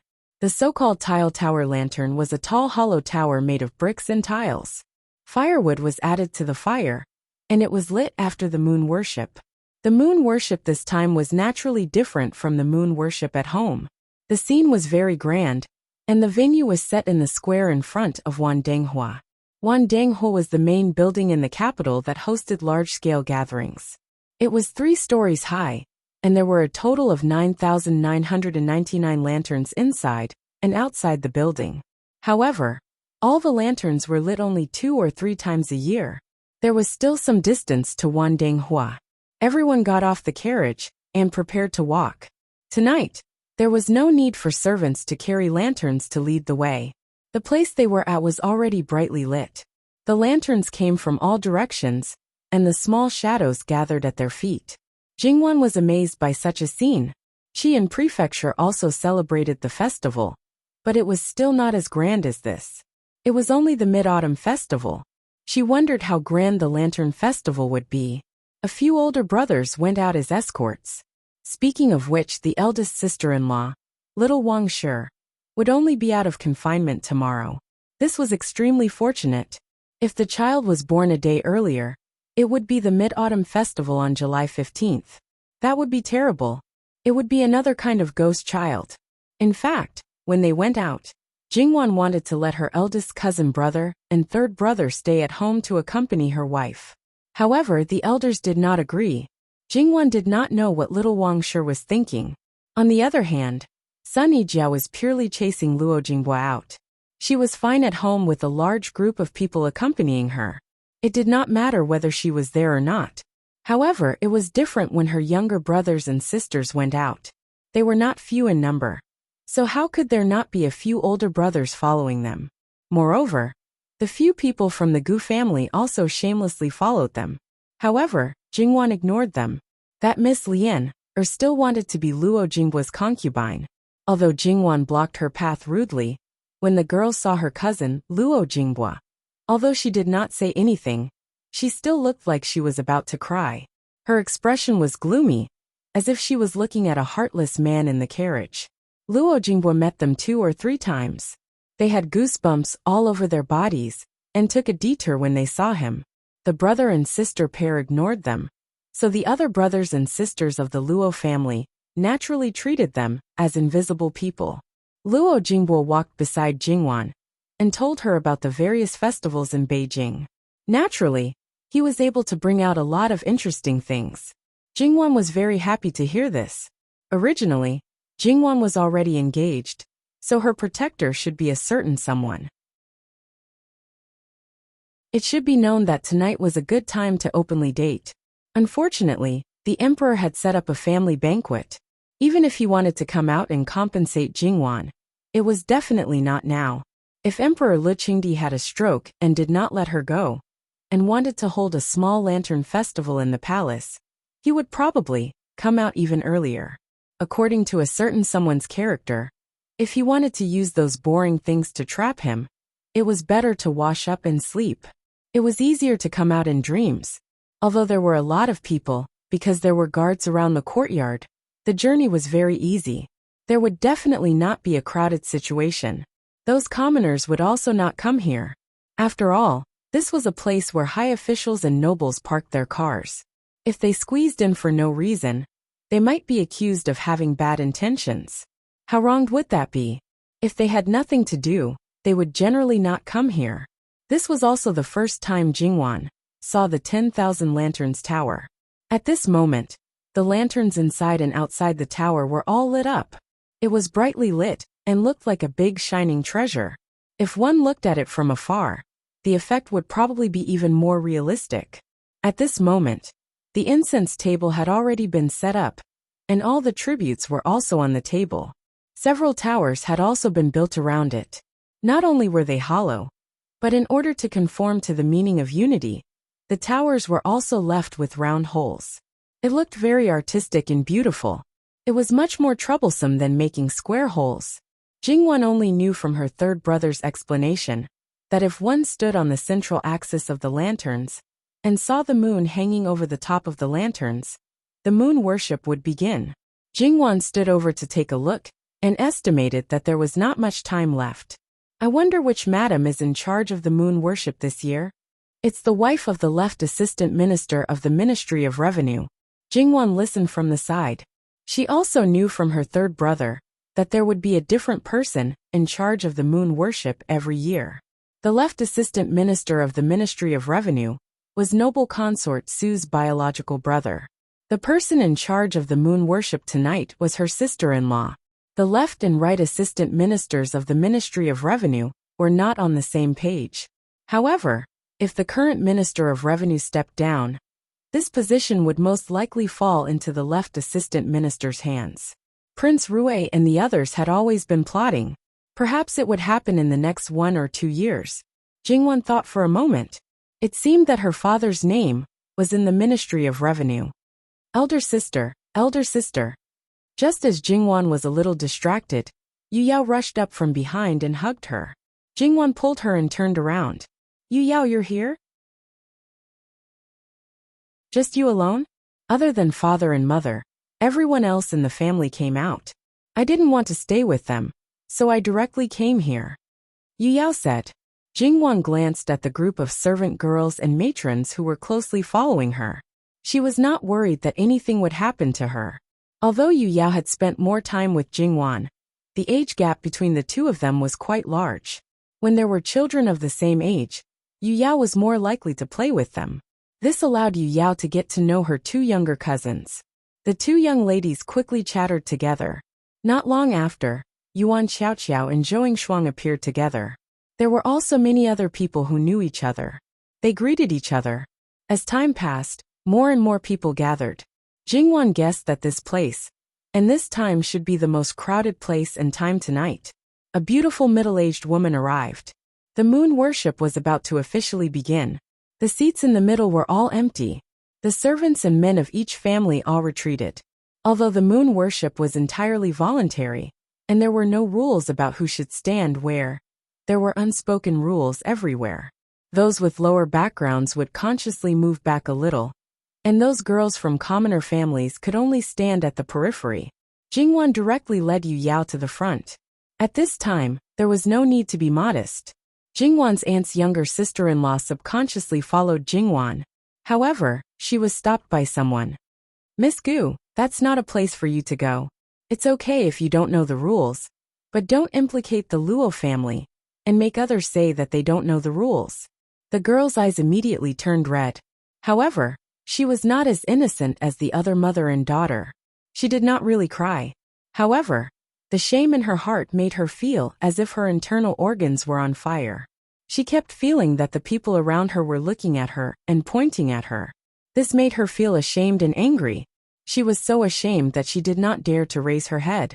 The 5, 6, and 7 girls of the Luo family glanced at her. They did not even want to go to the front. Naturally, no one cared about this small episode. The entire moon worship process was similar to the one at home. It did not take long. After the moon worship, the crowd dispersed. They played, finished the lanterns, enjoyed the lanterns, and played games. Although they did not really play for the whole night, it was appropriate for them to play in the middle of the night.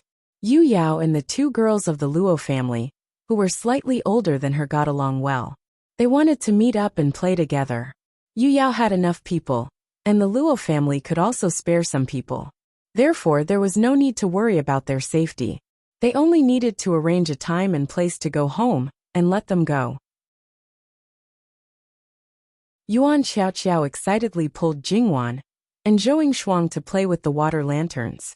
The river that passed through the city was just beside them. They did not need to go through Taiyuan. There were many river lanterns by the river. There were many styles and most of them were still lotus-shaped. Yuan Xiaoqiao bought a lot of them in one go. She said that everyone in the family would have one. Jingwan and Zhou Shuang did not know whether to laugh or cry. The river lanterns were wishing lanterns, or praying lanterns. If a person wished or prayed for blessings, the gods would not be able to take care of it. If you wanted to release so many by yourself, it would be even more impossible to fulfill your wish. However, this was just for show. She wanted to express her wishes, or write something unrealistic. Jingwon originally wanted to wait for her cousin Xiao Xiao to spend a lot of time writing something. In the end, she directly took out her pouch and took out a piece of paper that she had already prepared. She placed one in each of the water lanterns. Her movements were very nimble. Alright, this was not an impromptu idea at all. Jingwon only bought one lantern. After thinking for a bit, she wrote, "My family is safe and sound. What about this prince?" His words were so close to her ear that it scared Jingwon quite a bit. She turned her head to glare at the culprit who had suddenly appeared. She gritted her teeth and said, "Your Highness, people can scare people to death if they try to scare people." Li Hongyuan curled his lips into a smile. "It's this prince's fault. Next time, I'll definitely remind you earlier." The killing power of this bastard's smile was too great. Moreover, his face was so gentle. It was simply too frightening. That's why it was said that this person, who looked good, really had its benefits. Jingwon thought that she was also a common person. Li Hongyuan also took a lantern and quickly wrote a few words. Jingwon didn't go to look. Because of a certain person's appearance, the surroundings had become a bit strange. For example, Zhou Shuang and Yuan Xiaoqiao had become more restrained. Their smiles had stiffened a lot. At the same time, there were people who were secretly looking over here. Some recognized them, some didn't. In short, Jin Qin Wang, who had restrained his hostility, was very eye-catching. Jingwon inadvertently glanced at her aunt's sister-in-law, Miss Gu, who had been following her like a little tail after coming out. She was staring at a certain person in a daze. That expression was as if she had lost her soul. https://www.bicken.com/11/11807/6653300. HTML chapter error. Click here to report, registration free. We will deal with it as soon as possible. After reporting, please wait patiently and refresh the page. Please remember the domain name of this book. www.bicken.com. Bicken.com mobile version reading website mbicken.com.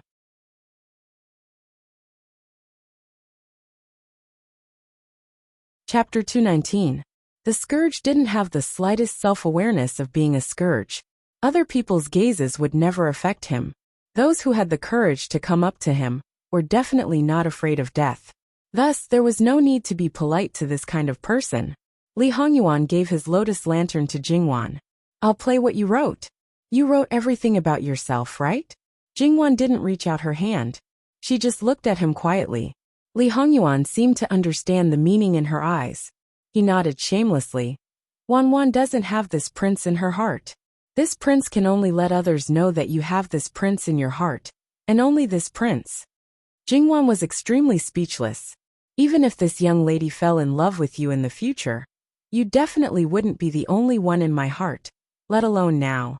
However, Jingwon had also seen his stubbornness in certain aspects. There was no use in being in a deadlock with him. It would probably only attract more people to watch. She took the lotus lantern from his hand.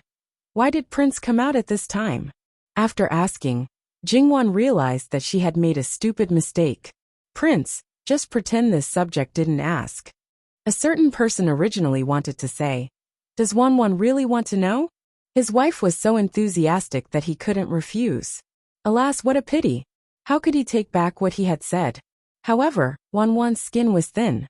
If she really said something that she shouldn't say in public, she should be angry.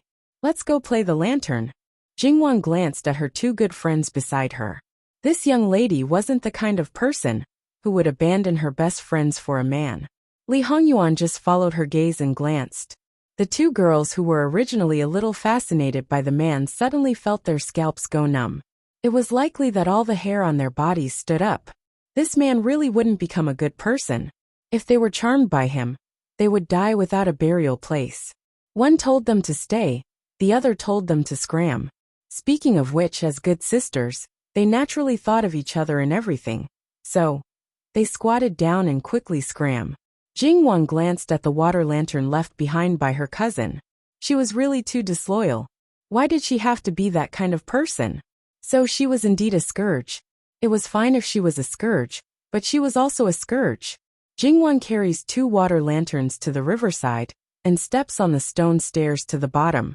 The water surface is only 1 finger lower than the stone stairs under her feet. She squats down and puts the water lanterns into the river. In the slight ripples of the river, the water lanterns float away slowly like the water lanterns put by others. The world of lights on the water, the world of lights under the water, and the stars on the water surface. Jingwan looks at them quietly, hoping that her family members are all well. Well, barely including the scourge beside her. Li Hongyuan stood beside Jingwan. She looked at the water lantern while he looked at her. To their left and right, there was no one more than 10 meters away from them. Even further away, there was clearly a crowd of people. For a moment, it was as if the 2 of them were the only ones left in the world, and the clamor around them seemed to have vanished without a trace. Sure enough, wherever she was, his heart would always be at peace. However, this peace did not last long. He lowered his head, so his vision was not wide. But even so, someone broke in.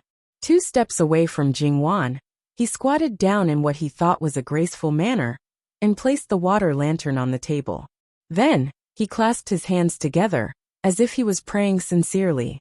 Throughout the whole process, his head was slightly lowered, and the back of his neck was exposed. Under the light, she looks very white and weak, which makes people want to break her ***. Seeing that their master, who was originally in a good mood, is shrouded by hostility in an instant, Eunuch Mu and his guards want to jump into the river to commit suicide. But before that, they just want to kill the biggest culprit first. Are you blind or what? Can't you see that there are so many people, and no one dares to go over? Do you think others can't see your intention? A bitch is a bitch. Eunuch Mu cursed in his heart. But what should he do now? He can't really drag her away in front of Miss Luo. But the most annoying thing is, why did they let her go? There are so many people, but no one wants to stop her? What if it was an assassin who wanted to assassinate him? What the hell were they doing? What the hell were they doing? Their faces are gloomy, and their hearts are irritable.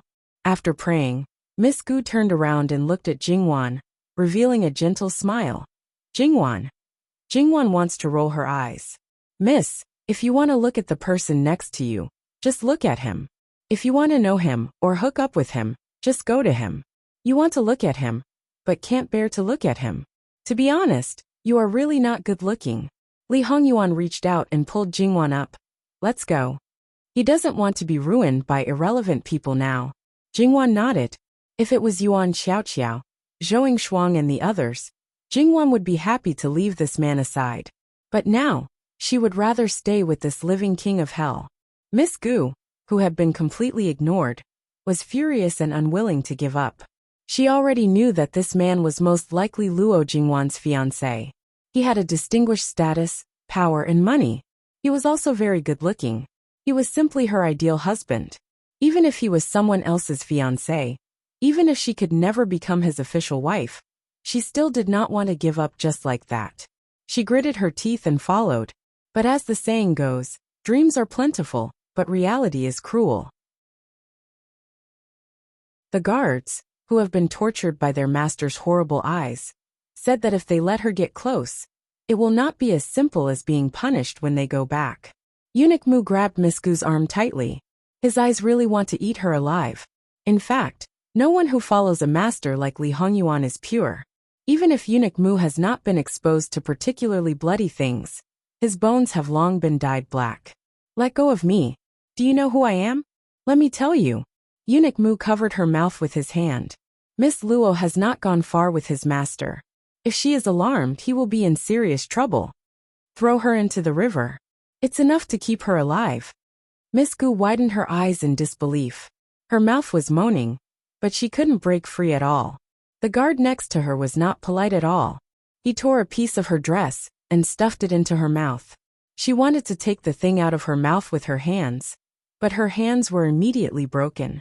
He grabbed her by the back of her neck and exerted force. She rolled down the stone stairs and fell into the water with a splash.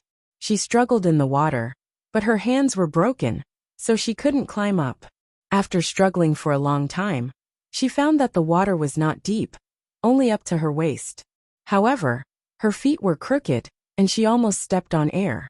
She was still in shock, and her mouth was still gagged. The pain in her arms was even more unbearable. Tears fell down, mixed with the water droplets rolling down from her hair, and she carefully moved inside. Just as she was about to call for help from the people on the shore, the guard came down. She retreated in fear, but the guard quickly reached out and grabbed her hair. He pushed her into the water, and after a while, he pulled her up again. After repeating this several times, Miss Gu no longer had the strength to struggle, and was on the verge of death. The guard carried her up, and threw her on the stone stairs. He clapped his hands and left. From beginning to end, there was not a trace of emotion on his face. The whole process was seen by many people on both sides of the river. These people included several of the Luo family's elder brothers. Some timid girls didn't dare to watch and hurriedly left. Although some were also afraid, they seemed to be very curious and stayed. Naturally, there were also those who watched in high spirits. But each of them had their own complicated emotions. Among these people, Luo Jingbua's relationship with her was the closest.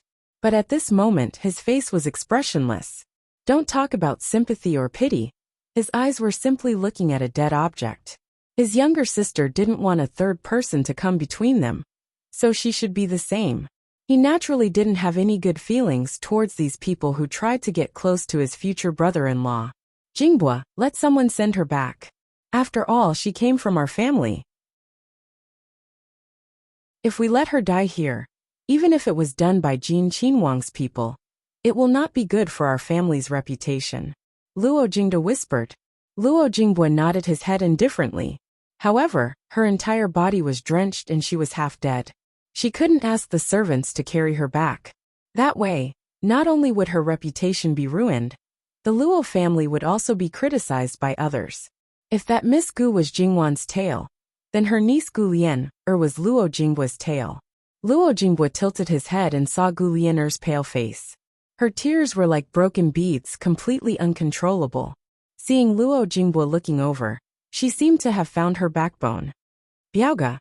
She pitifully wanted to rub against him. Take your servant girl and send her back. Jin Qinhuang's people did it. If she dies, she will die in vain. Also, you should learn from this.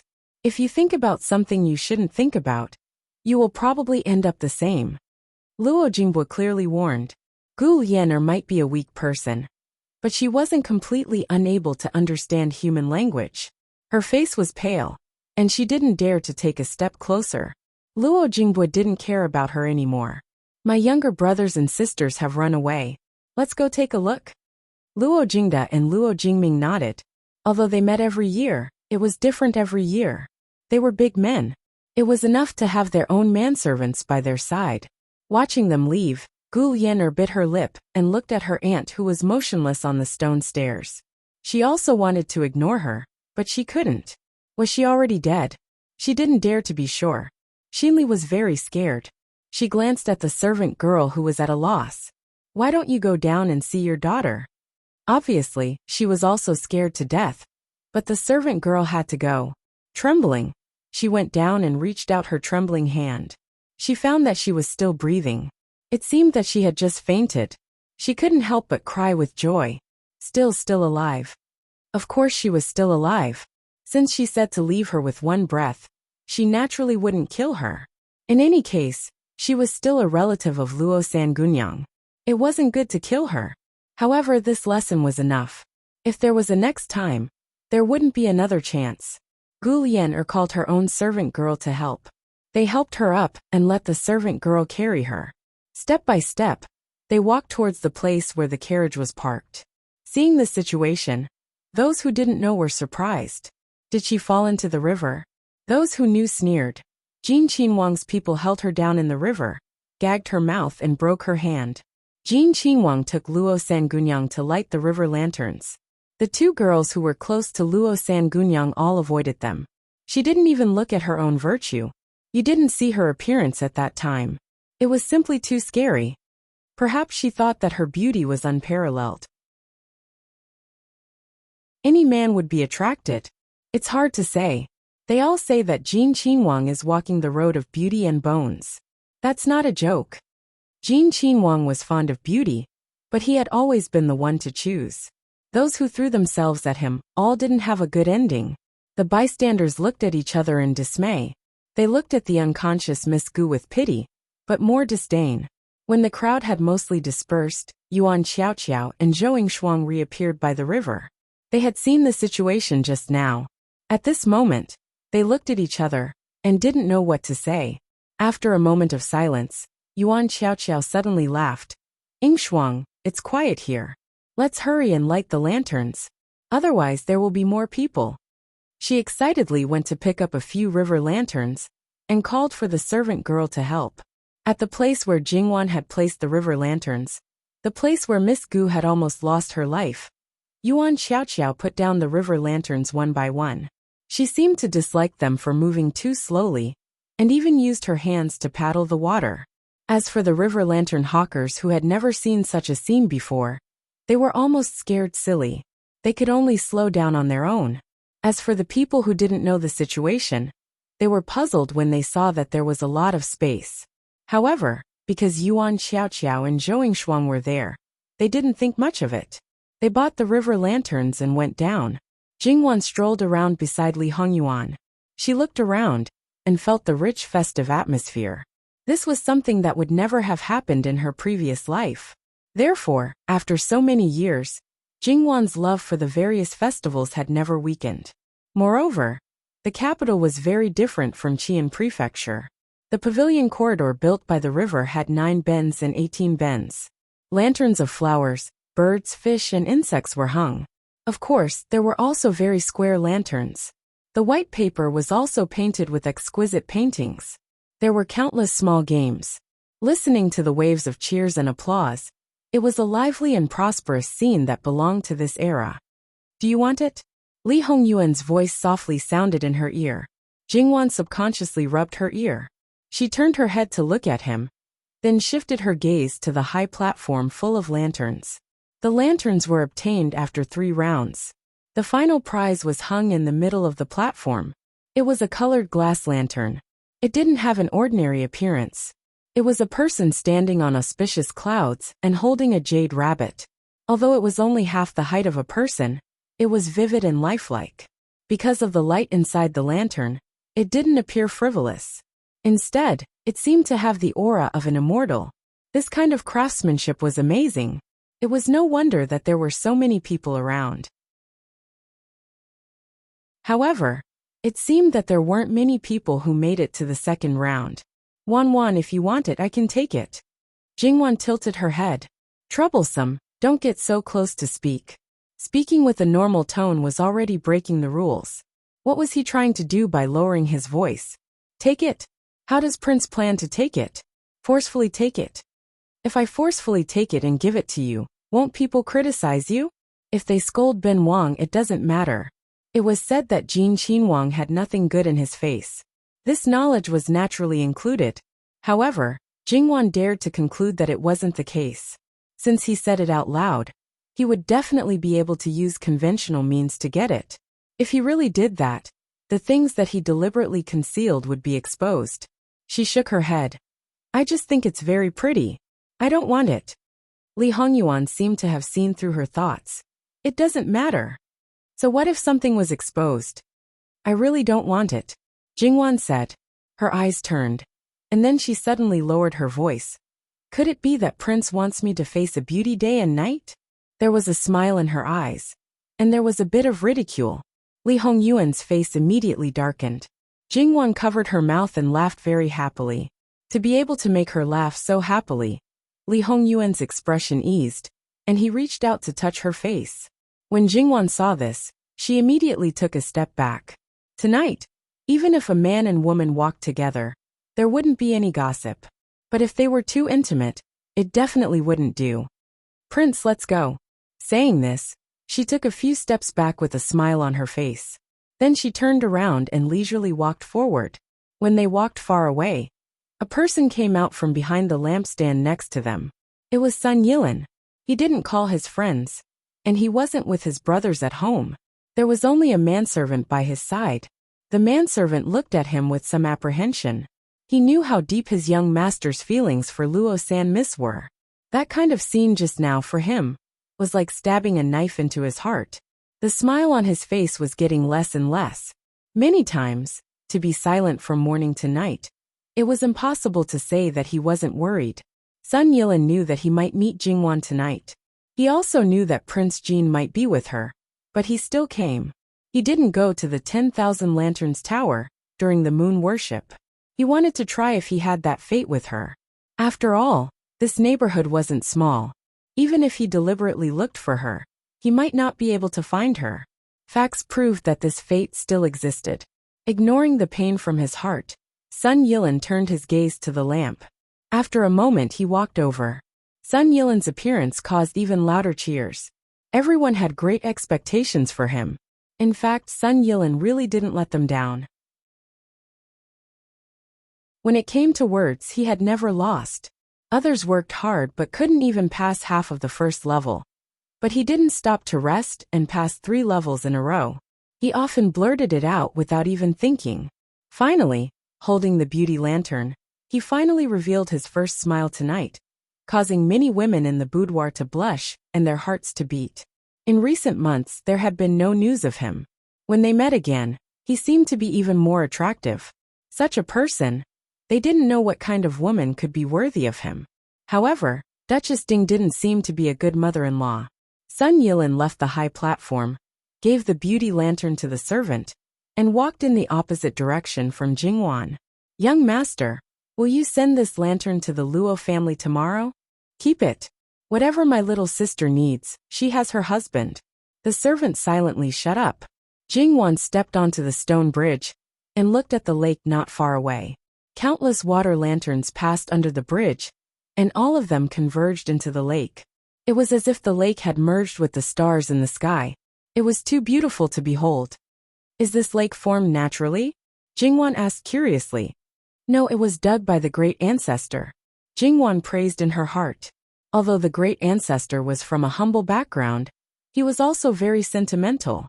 The willows by the lake were rustling, the pavilions, and the lights were waning. It could be regarded as a dating spot. Don't ask why Jingwan only thought of this instead of drinking water, because there was no shortage of water in the capital. The river was convenient for many people, but this lake was purely superfluous. "Those boats, are they pleasure boats?" There were more than 10 boats on the lake. The worst of them had 2 floors. At this time, they were slowly wandering on the lake. They were also brightly lit and magnificent. Li Hongyuan glanced at Jingwan. It seemed that he didn't quite understand Jingwan's meaning. "Yes. Which one is the Huaiqin pleasure boat?" Jingwan was very curious. "Wanwan, why do you ask this? Isn't it because the courtesan of the Huaiqin pleasure boat took a fancy to my third brother? Moreover, I heard that the Huaiqin pleasure boat is yours. The girls inside must be the ones you choose to see the guests." Jingwan looked at him. It seemed that she was purely curious, but also seemed to be teasing. Li Hongyuan's expression was a bit unpredictable. Who would tell this kind of thing to the girls in the back house? I not only heard it but also wanted to see it. It was a pity. Pleasure boats and the like were all forbidden areas for girls. If they dared to try, their spittle could drown you to death. After the wedding, Ben Wang will take you there. With him taking her there, she couldn't go anywhere. Jingwan was surprised. Soon after she smiled. This man was really... It's almost time. Let's go back. Li Hongyuan nodded his head in agreement. They didn't follow the original path, and chose to go on the opposite side of the river. When they returned to the front of Wandanglu, the tile tower had already been completely burned up. It was like a pile of bonfires, but it was far more beautiful than bonfires. The tiles were burning red, and there was a kind of beauty like red jade in the fire. It far exceeded their original expectations. Meeting other Wangya and Wang Fei didn't seem to be strange. Rui Qinwang invited Jin Qinwang to have a drink, and Li Hongyuan agreed. He turned to Jingwan and said, "Go back early and rest. Your family still has work to do tomorrow." Jingwan nodded. Rather than chatting with Rui Qinwang Fei, Jingwan was more willing to go back to sleep. So without saying anything, she bid farewell to them and left under the escort of her maidservants. Lao Lu, you're really serious now. Rui Qinhuang smiled warmly. Li Hongyuan had always been too lazy to pay attention to this kind of probing. Li Hongming was somewhat sincere to her. She was afraid that Su Guifei had told him everything. The son of a ghost. The country and the throne were all fought for with blood. When Jingwan returned to the carriage, it was almost time for the appointed time. After all, several of her younger brothers and sisters were still young. They couldn't play late, so she sat in the carriage and waited. Sure enough, it didn't take long for them to appear one after another. However, Yu Yao didn't want to go home. Acting spoiled and acting shamelessly, Jingwan was also helpless. She discussed with Yu Yao's wet nurse, and sent someone to report to Great Princess Royals Fu, and bring her back to Luo family. Yu Yao was overjoyed. Soon after, she abandoned Jingwan, and went to find two sisters to play. Throwing them away after using them, Jingwan couldn't help but laugh and scold when she found that two people were missing. Where did they go? They already went back. Luo Jinghua said. Went back. Jingwan looked to the side. There was indeed one carriage missing, and the coachman also expressed his affirmation. Since that was the case, there was nothing to say. https://www.bicken.com/11/11807/6653301. HTML chapter error. Click here to report. Registration is exempted.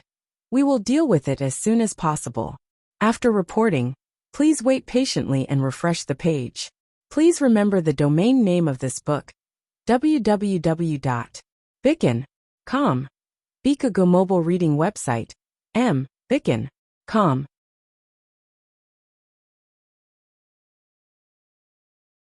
Chapter 220. However, not long after Jingwan and the rest returned to the Luo family, they heard that the Gu family's short-sighted girl was about to die. Jingwan was extremely shocked. She was still fine before. How long had it been? And she was about to die. Jingwan didn't doubt it. This was the Luo family. The doctor was the Luo family's official doctor. How could the Gu family feign illness and feign death under her nose? Furthermore, would her own family lie to her about this kind of thing? Therefore, it was definitely true. That aunt and niece pair came back early. It was very likely that something happened after she left. Jingwan pondered for a moment. That Miss Gu had just entered the capital. The people outside didn't have any enmity with her, so they wouldn't put her in a sack and beat her up. She also wouldn't have been raped and lost her chastity. Otherwise, when third brother said that she had already returned, he wouldn't have been so indifferent. The most likely thing was that she fell into the river. At this time, catching a cold could cause death. Drowning could cause a lung infection, causing a high fever. Jingwan decided to go and take a look. It wasn't that she was concerned about the other party, but purely to know what happened. Just as she walked out of the courtyard, she ran into Luo Jinghua. Apparently, their destination was the same. Third brother, you should know what happened, right? Luo Jinghua frowned and hesitated for a moment. In the end, he still told her what happened. Jingwan's footsteps paused. All right, she really did fall into the water. But it wasn't an accident, it was man-made, and it was under the eyes of everyone. The only people who could do this kind of thing were the living Hell King and his subordinates. If it was other people, the emperor would have done it secretly. In a feudal society, under the imperial power, there were no human rights. Jingwan rubbed her slightly swollen temples. Luo Jinghua saw her like this, and knew that she was kind-hearted. He was worried that she would be estranged from Jin Qinhuang. Little sister, Jin Qinhuang has already given you face, otherwise it could have been a corpse at that time. I know, I'm just worried that he has killed too many people and damaged his virtue. It's not good. The members of the Gu family were a little annoying, but their crimes did not warrant death. Initially, he only wanted to teach that Lady Gu a lesson, not take her life. However, this lesson was a little too harsh. Now that things had turned out like this, the matter was already irreversible. Could Jingwan still have a conflict with Jin Qinhuang because of her? Jingwan was very clear about who was close and who was distant. She was not a saint. Even if Li Hongyuan killed an unrelated person in front of her, she would not blame him. When Jingwan and Madame Gu arrived, other than Luo Rongyan, Madame Zhang, And the Gu family, Madame Luo and Madame Wang were also there. Madame Wang was in charge of the household affairs and had to be involved in all matters of the family. Madame Luo, as the person with the highest authority in the inner residence, should also come and take a look. However, at this time they were all very silent. The food doctor prescribed medicine, inserted needles, and fed the medicine to Lady Gu. Whether she could endure or not, it would depend on her own luck. Madame Gu and Madame Zhang hugged Gu Lianer and kept crying. Jingwan's uncle, his eyes were red, and he looked like he was on the verge of exploding in anger. Although he did not say anything, but looking at his appearance, it was likely that he wanted to put this account on the Luo family. Old Madam is not saying anything. Could it be that this matter did not happen? My good sister became like this after going out for a trip. Even the minister's residence is not so overbearing and unreasonable. If you don't give this Gu an explanation, even if I have to sacrifice my life, I will not let this matter rest. What kind of person was Madame Luo? How could she not see that this man's eyes were full of calculation? They came to the capital this time to borrow the Luo family's power, whether it was to seek an official position or to achieve other goals. However, in these few days, Luo Shangshu did not have any intention of paying attention to him at all. It was impossible for him not to be anxious. Now that such a thing had happened, he must be very happy. With such a handle, he would naturally try his best to gain benefits. Madame Luo was calm and collected. Even if you want an explanation, this old one needs to know what happened. If it was your sister who did something, this old one will definitely pursue the matter of you implicating the Luo family. Our Luo family is upright and upright. We will never say no to what we should take responsibility for. However, if it is something that we should not take responsibility for, no one can blackmail us. Only then did Uncle Gu realize that his attitude was too extreme. He only spoke viciously, but if he really went against the Luo family, it would undoubtedly be like striking a rock with an egg, and he would end up digging his own grave. Old Madam, I was also anxious for a moment. Please forgive me. After all, father and mother handed my sister over to me. Now that things have turned out like this, how can I explain it to them? As he spoke, he actually choked up. Jingwan and her sister looked at each other outside the door. This acting was also very good. It was no wonder that they could raise a girl like Gu Lianer, who would cry whenever she wanted. Her parents were both outstanding. With the excellent genes of both of them, she was definitely better than her parents. However, they had been back for a long time. Could it be that Gu Lianer had not clearly explained what had happened?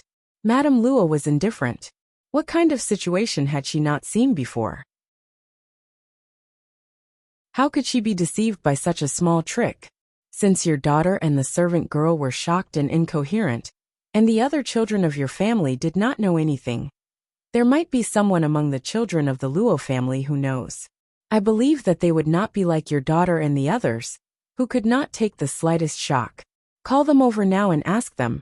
Even if they don't know anything, there are so many people at the Lantern Festival. We will definitely find out who is right and who is wrong. She then sent someone to call someone over. Since she had said this, Uncle Gu could not say anything more. He looked at his little sister lying on the bed with an unfathomable expression. Before the mother beside Madame Luo reached the door, the brother and sister outside the door asked the servant girl to open the door curtain, and entered one after another. Grandmother! Madame Luo looked over and nodded. You came at the right time. Do you know what happened? The two first paid their respects. Then Luo Jingbo recounted what happened. Grandmother! Who in the entire capital doesn't know what kind of temper Jin Qinhuang has? She shamelessly rushed forward, purely seeking her own death. If it wasn't for little sister, she would probably have fished up the corpse in the river. Moreover, she clearly knew that he was little sister's fiancé, yet she still acted like this. It's really disgusting. Don't even mention Jin Qinhuang's people. I also want to slap her into the river. Luo Jingbo said as he glanced at the unconscious little sister Gu, his eyes cold. Madame Luo's expression also became cold. Is it all true? Biame was also at the side at that time. Even if she couldn't explain it clearly, she wouldn't have been unable to nod or shake her head. Uncle Gu's face was green and white. He had provoked a Wangya. Sure enough, even if he died, he would have died in vain. He glared at Gu Lianer. Is what your Biaoge said true? What are you crying for? Quickly say it. Gu Lianer was startled and cried even more pitifully. She seemed to nod with difficulty. Madame Luo stood up. Then there's nothing to say about this matter. According to seniority, your little sister is Wan's elder. This old one has never seen such a shameless thing in my life. This niece wants to be my grandson's concubine. She really has a family history. Eldest daughter-in-law. Arrange for someone to send her to the manor overnight. Tomorrow is your grandson's 1-month birthday. If she dies at home, wouldn't it be bad luck? Whether she lives or dies, it all depends on her luck. Your family, move out of the Luo family within 3 days. Otherwise, don't blame this old one for mercilessly sweeping you out of the house. Zhangshi, you better draw a clear line between you and them. Otherwise, take the letter of divorce and get out of the Luo family. Madame Luo finished speaking and directly left. It could be seen that she was really angry. Wangshi and Jingwan siblings all left with Madame Luo. Zhangshi sat there in a daze, not knowing how to react. Luo Rongyan pulled her. Let's go. What are you still doing here? Zhangshi seemed to have found her backbone and tightly grasped his hand. Husband. We'll talk about it when we get back. He didn't want to stay in this place. He didn't care about this family. Uncle Gu wanted to keep them, but no one paid any attention to him. After Madame Zhang got married, Luo Rongyan was the center of her life. Her children occupied the edges and corners of her life. There was still a thread that connected her maternal family. If she maintained a good relationship with everyone, then naturally there would be peace. However, if someone threatened her marriage, then not to mention her married sister, even her parents, she would cut ties with them. Uncle Gu clenched his fists and glared at the mother and daughter who were still crying. Still crying? Look, this is all your fault. Eating and living in the Luo family's house was naturally much better than before. Luo Shangshu didn't say anything, and they didn't want to look for a house outside. However, they had no choice now. After all, if they were really kicked out, it would be too embarrassing. Zhangshi didn't expect things to turn out like this. She only thought that her sister was easy to manipulate. If she could be like a fish in water in the Luo family with that kind of personality, then her mother-in-law must be soft. Who knew that her prediction was completely wrong? How can you blame me? Isn't it all your sister's fault? She's trying to climb up the social ladder. How can she covet a noble? I told you not to take her with us. Now that we've completely offended the Luo family, are you satisfied? Zhangshi was a little flower outside, but not in her own home. Zhangshi's face was livid. Indeed, his daughter was wrong, but more importantly, his sister had completely angered Madame Luo. They heard the most in the Luo family about how much Madame Luo loved her third granddaughter. Therefore, when Zhangshi sent people to take Gu Xiaomei away, their family couldn't stop them. They couldn't wait to help get her away. After Zhangshi heard it, Zhangshi didn't comment. She had seen many such selfish people. When they were useful, they were like blood-sucking bugs. When there was a problem, they would push the blame to others and couldn't wait to kick them to death. Zhangshi didn't have any opinions about Zhangshi. Zhangshi had long known about her. Zhangshi sent Gu Xiaomei away just like that, without causing any waves. As for whether she could see her again, it depended on whether she could endure it or not. The next day, Jingwan and the others came out of the main courtyard to pay their respects, and went directly to the first branch. Yu Yao, who refused to go home last night, also followed. Speaking of which, she was the most compatible with the legitimate daughter of the fourth branch. She didn't know if it was because this Miss Luo also followed Jingwan like a little tail when she was in Qian Prefecture, and was deeply influenced by Jingwan. Little Zhangshi had finished her confinement, and was neat and tidy. She didn't look much plump. After all, when she was pregnant, she didn't look good, but she was in good spirits. When she saw Jingwan and the others, she smiled very happily. Jingwan and the others looked at the child. They had seen him when they just came back. It had only been a few days, but they felt that he seemed to have grown a little. Children really grew older. Because he was a little thin and weak when he was born, they took very good care of him. Now he looked white and chubby. His eyes were big and round, and especially bright. Jingwan guessed that there shouldn't be any problems with this child. Probably because she was pregnant. Sun Yijia liked the child very much now. She couldn't wait to take this little baby back and raise him. Little Zhangshi laughed. Sister-in-law, don't be envious. Wait a few more months, until the one in your belly comes out. After a long time, you will be annoyed. We'll talk about it when the time comes. For now, let me cherish him. They chatted and laughed around the little baby, and guests came one after another. The first guests who came were naturally the members of the Wang family. They were Madame Wang's biological mother, several sisters-in-law, younger sisters-in-law, and 2 younger niece-in-law. This branch of the Wang family was also flourishing, because he was the eldest grandson of the eldest branch, and the first one in the 4th generation. He was naturally very important, so the ceremony was very grand. The officials in the imperial court couldn't come, but their family members also came. For those who were not suitable to visit, such as the princes.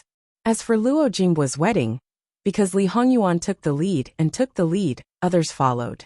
This time, Li Hongyuan only sent gifts. Naturally, it was not appropriate for his wife to visit, but he sent a lot of congratulatory gifts. Great Elder Princess also sent someone to send a lot of congratulatory gifts. Yu Yao became the representative of Great Elder Princess's mansion. She ran around the Luo family happily. Those who saw her also had some thoughts in their minds. However, she was just a child.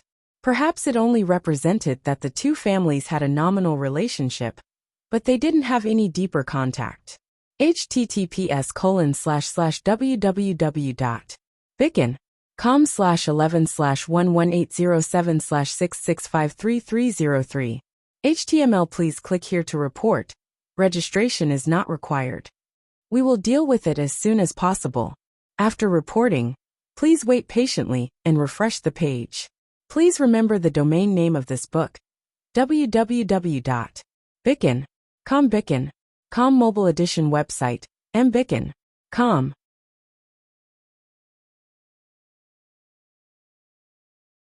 Chapter 221. As for the Grand Secretary, he didn't show up for most of the time at the temporary imperial residence. Everyone thought that he really couldn't make it. When he returned to the capital, if he didn't hand in a memorial and resign, then Lu Qingdi would directly remove him from his position. Who would have thought that he didn't stay quiet after returning to the capital, but gradually began to show up? His spirit was getting better day by day, as if the capital's environment was more suitable for him. It was nourishing. Now he could show off his power in the cabinet again. Lu Qingdi didn't seem to have the intention of firing him. Speaking of which, Yuan Ruizhong had always been in the emperor's party, and only listened to the emperor's orders. For Lu Qingdi, he was loyal and capable. There was no one more convenient to use than him. When Yuan Ruizhong was in the temporary imperial residence, he didn't show up, and also cut off contact with Lu Qingdi. Of course not. From time to time, he would write memorials to talk about the past, and talk about the relationship between the emperor and his minister. Then he would give appropriate suggestions about the flood. While not forgetting their relationship, he also let Lu Qingdi know his ability. He also appropriately expressed that he was recuperating now in order to be more loyal to the emperor. Lu Qingdi was actually very clear about his physical condition. After all, it was the imperial physician who took Yuan Ruizhong's pulse. As for those memorials, why didn't the other princes know about it? Lu Qingdi was not a puppet emperor, and naturally had his own channels and means. Otherwise, if he let his sons know everything clearly, he wouldn't be able to survive. After learning about Yuan Ruizhong's physical condition, Lu Qingdi didn't intend to dismiss him.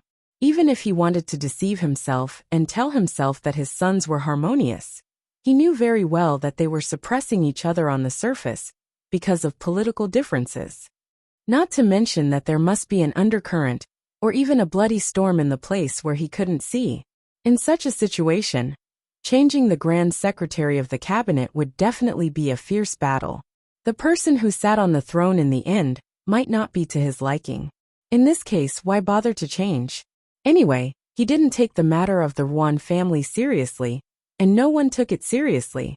Originally, the source of everything was Yuan Fangfei. She was still a victim, and didn't cause any big trouble. Therefore, it was really not that easy to put a label on Ruan Ruizhong. Lu Qingdi did not want to replace him, and Ruan Ruizhong himself was also very cautious. Even if they could not find anything that could be used against him, how could the others take him down? At this time, Prince Rui was probably the only one with a burning mouth. The others might only feel regret in their hearts. The Grand Secretary was still firmly held in Ruan Ruizhong's hand, not spitting it out. However, Prince Rui was different. His mother had thoroughly offended Ruan Ruizhong.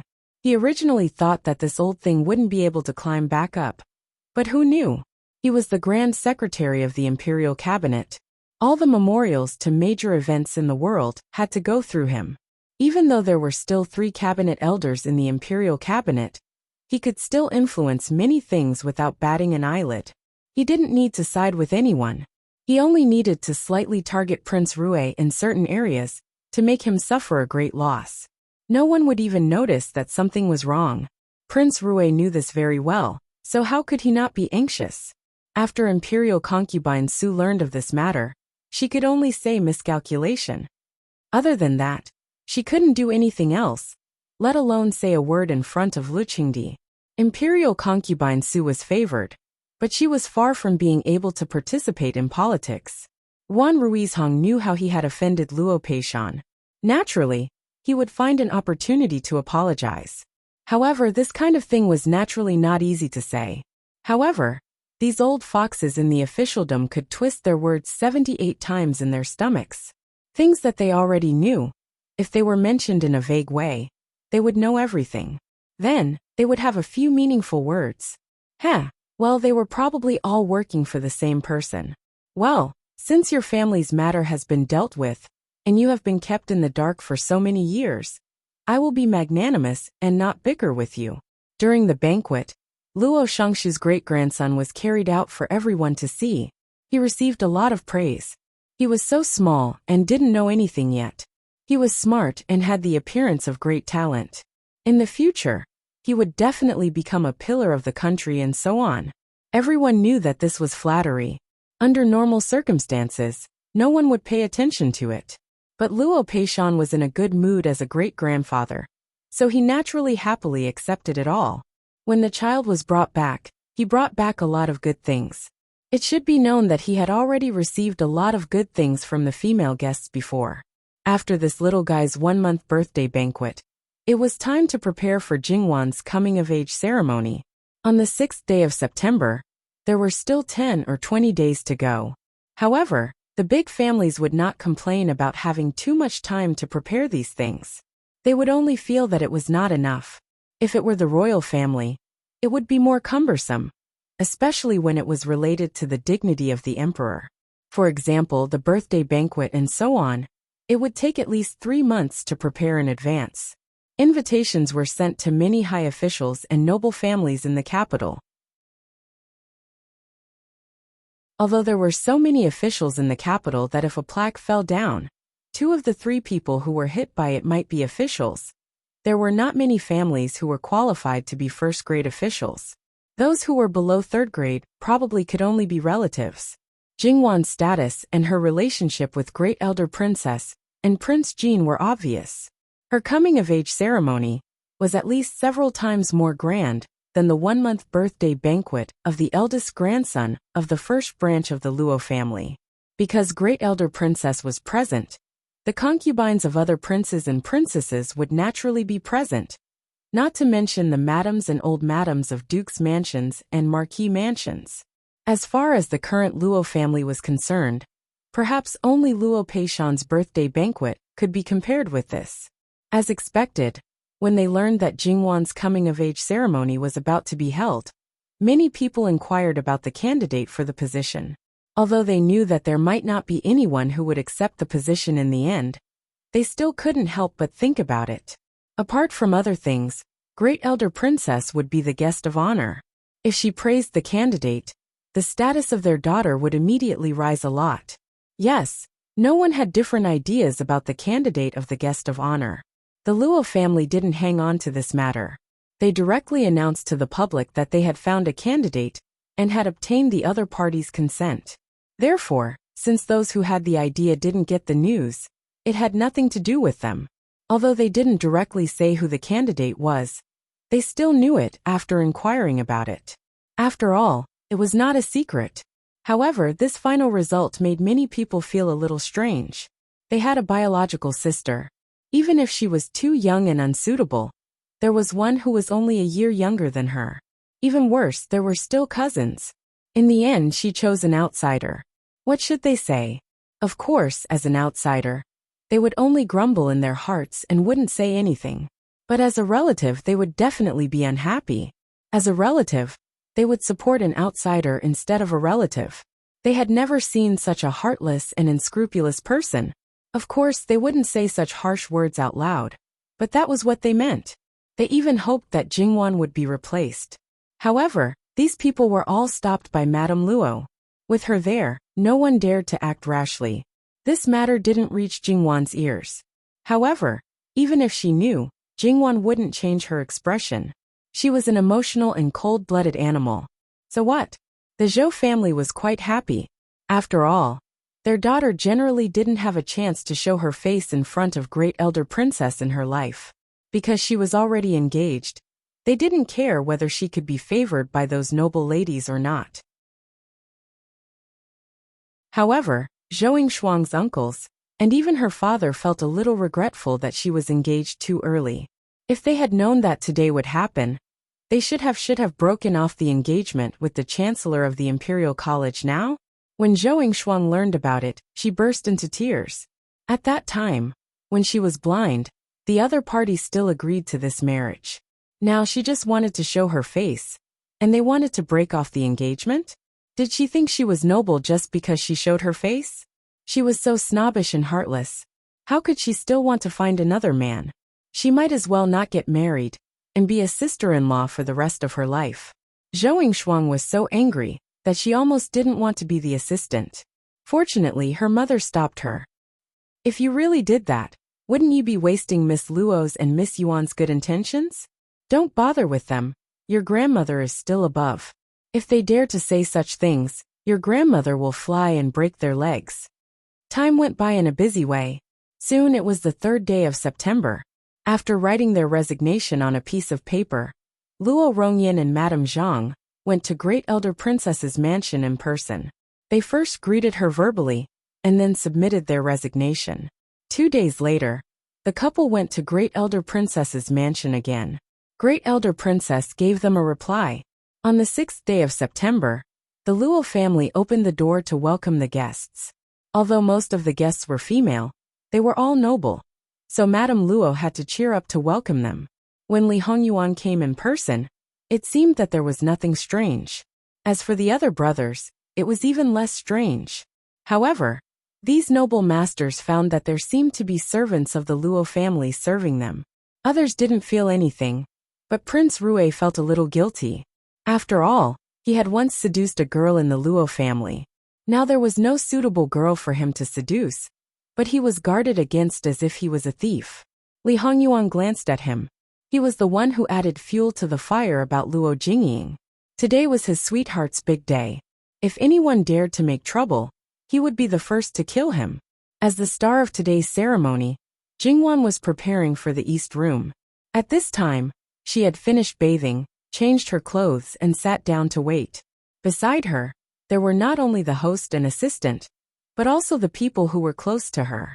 Seeing that it was almost time, Great Elder Princess left. Outside, as the host, Luo Rongyan and Madame Zhang stood on the steps to the east and waited. 3 assistants selected from their relatives stood on the west with trays. At this moment the music sounded. The graceful and noble Great Elder Princess walked in unhurriedly from the outside. Luo Rongyan and Madame Zhang hurried to greet her. They bowed to each other and respectfully asked Great Elder Princess to sit in the host's seat. Then many guests also sat in the audience seats. In the end, Luo Rongyan and Madame Zhang sat in the host's seat. When everything was ready, Luo Rongyan stood up and made a simple speech, announcing the official start of Jingwan's adulthood ceremony. Zhou Shuang came out first. She washed her hands and stood beside several assistants. Then Jingwan, dressed in a white robe, walked out unhurriedly. The white robe was a boy's robe. The style was simple and the color was monochromatic. Even so, it couldn't cover up Jingwan's style. Some people said that the simpler the clothes, the better the temperament and self-restraint of a person. Undoubtedly, this was the case on Jingwan. Digression. At the end of the month, the monthly tickets and evaluation tickets were cleared. https://www.bicken.com/11/11807/6653304. HTML. Click here to report an error. Registration is not required. We will deal with it as soon as possible. After reporting, please wait patiently and refresh the page. Please remember the domain name of this book: www.bicken.com. Bicken.com mobile edition website, bicken.com. You're tuning in to the Earbook Haven YouTube channel. Don't forget to subscribe and join us on this journey to catch the most captivating stories.